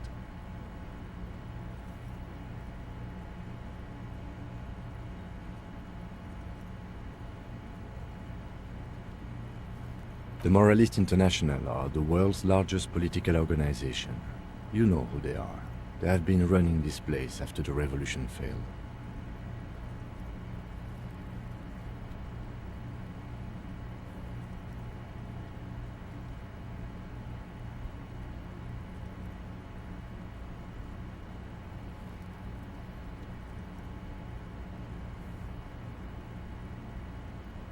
There are a union of center-left and center-right parties across the Real Belt. Our coalition government is just one of its many projects. They also run the ICP, EPIS, most intergovernmental organizations in the world. What do they believe in? They are Dolorians. They believe they continue the humanist project set forth by Her Innocence Dolores Day 4 centuries ago. Others say they are just technocrats.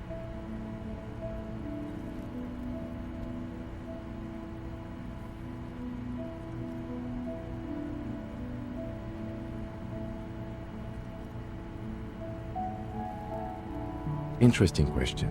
It's a blue forget-me-not. Their motto is love, compassion, self-discipline. I think you can gauge what they want you to think of them from that. Something kind and usual. Something ominous. A historic figure? The author of the modern age? You will have to look elsewhere for opinions. The subject of humanism is too abstract for me.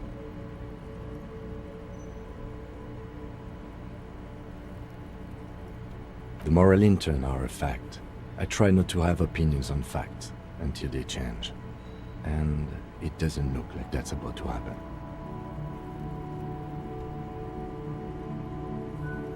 It is more than that.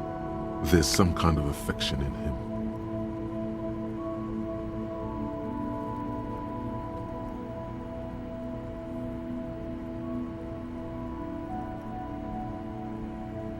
Yes, I did, when I was younger.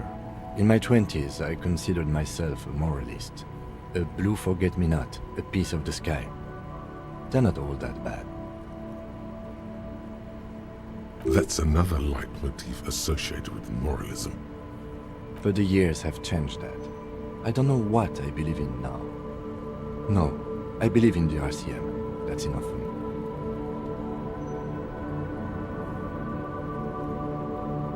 Do you?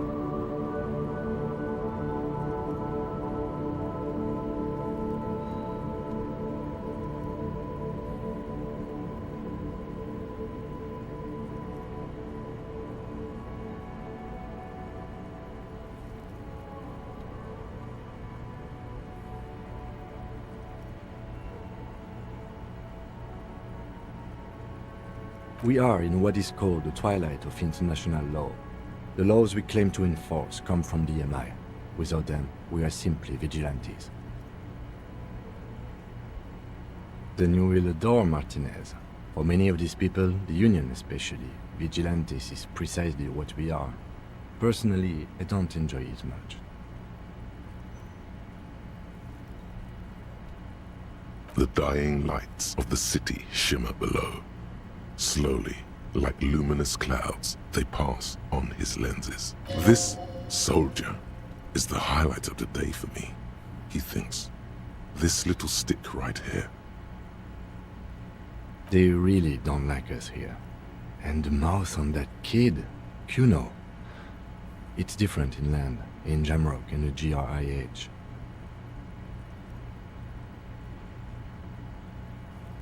It's our fault for leaving this place to the dogs, to the Union, to the company, not daring to come here more often. This place has fallen between the cracks, the jurisdictions of our two precincts. We run this city. West of the river is RCM land.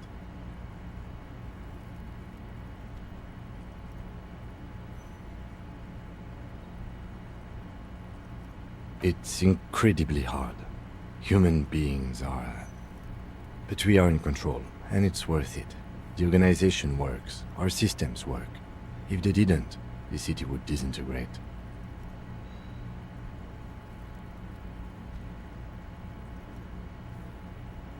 Me too, but I wouldn't count on any drastic changes in our lifetimes.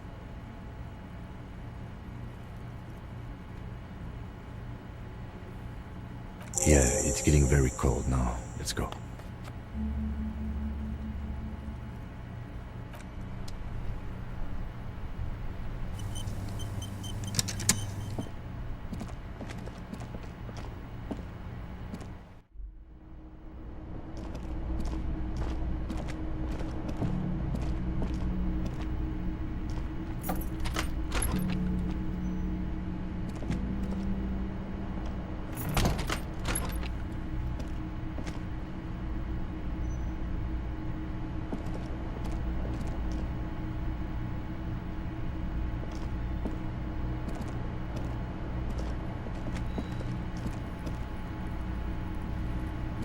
A mirror hangs on the bathroom wall.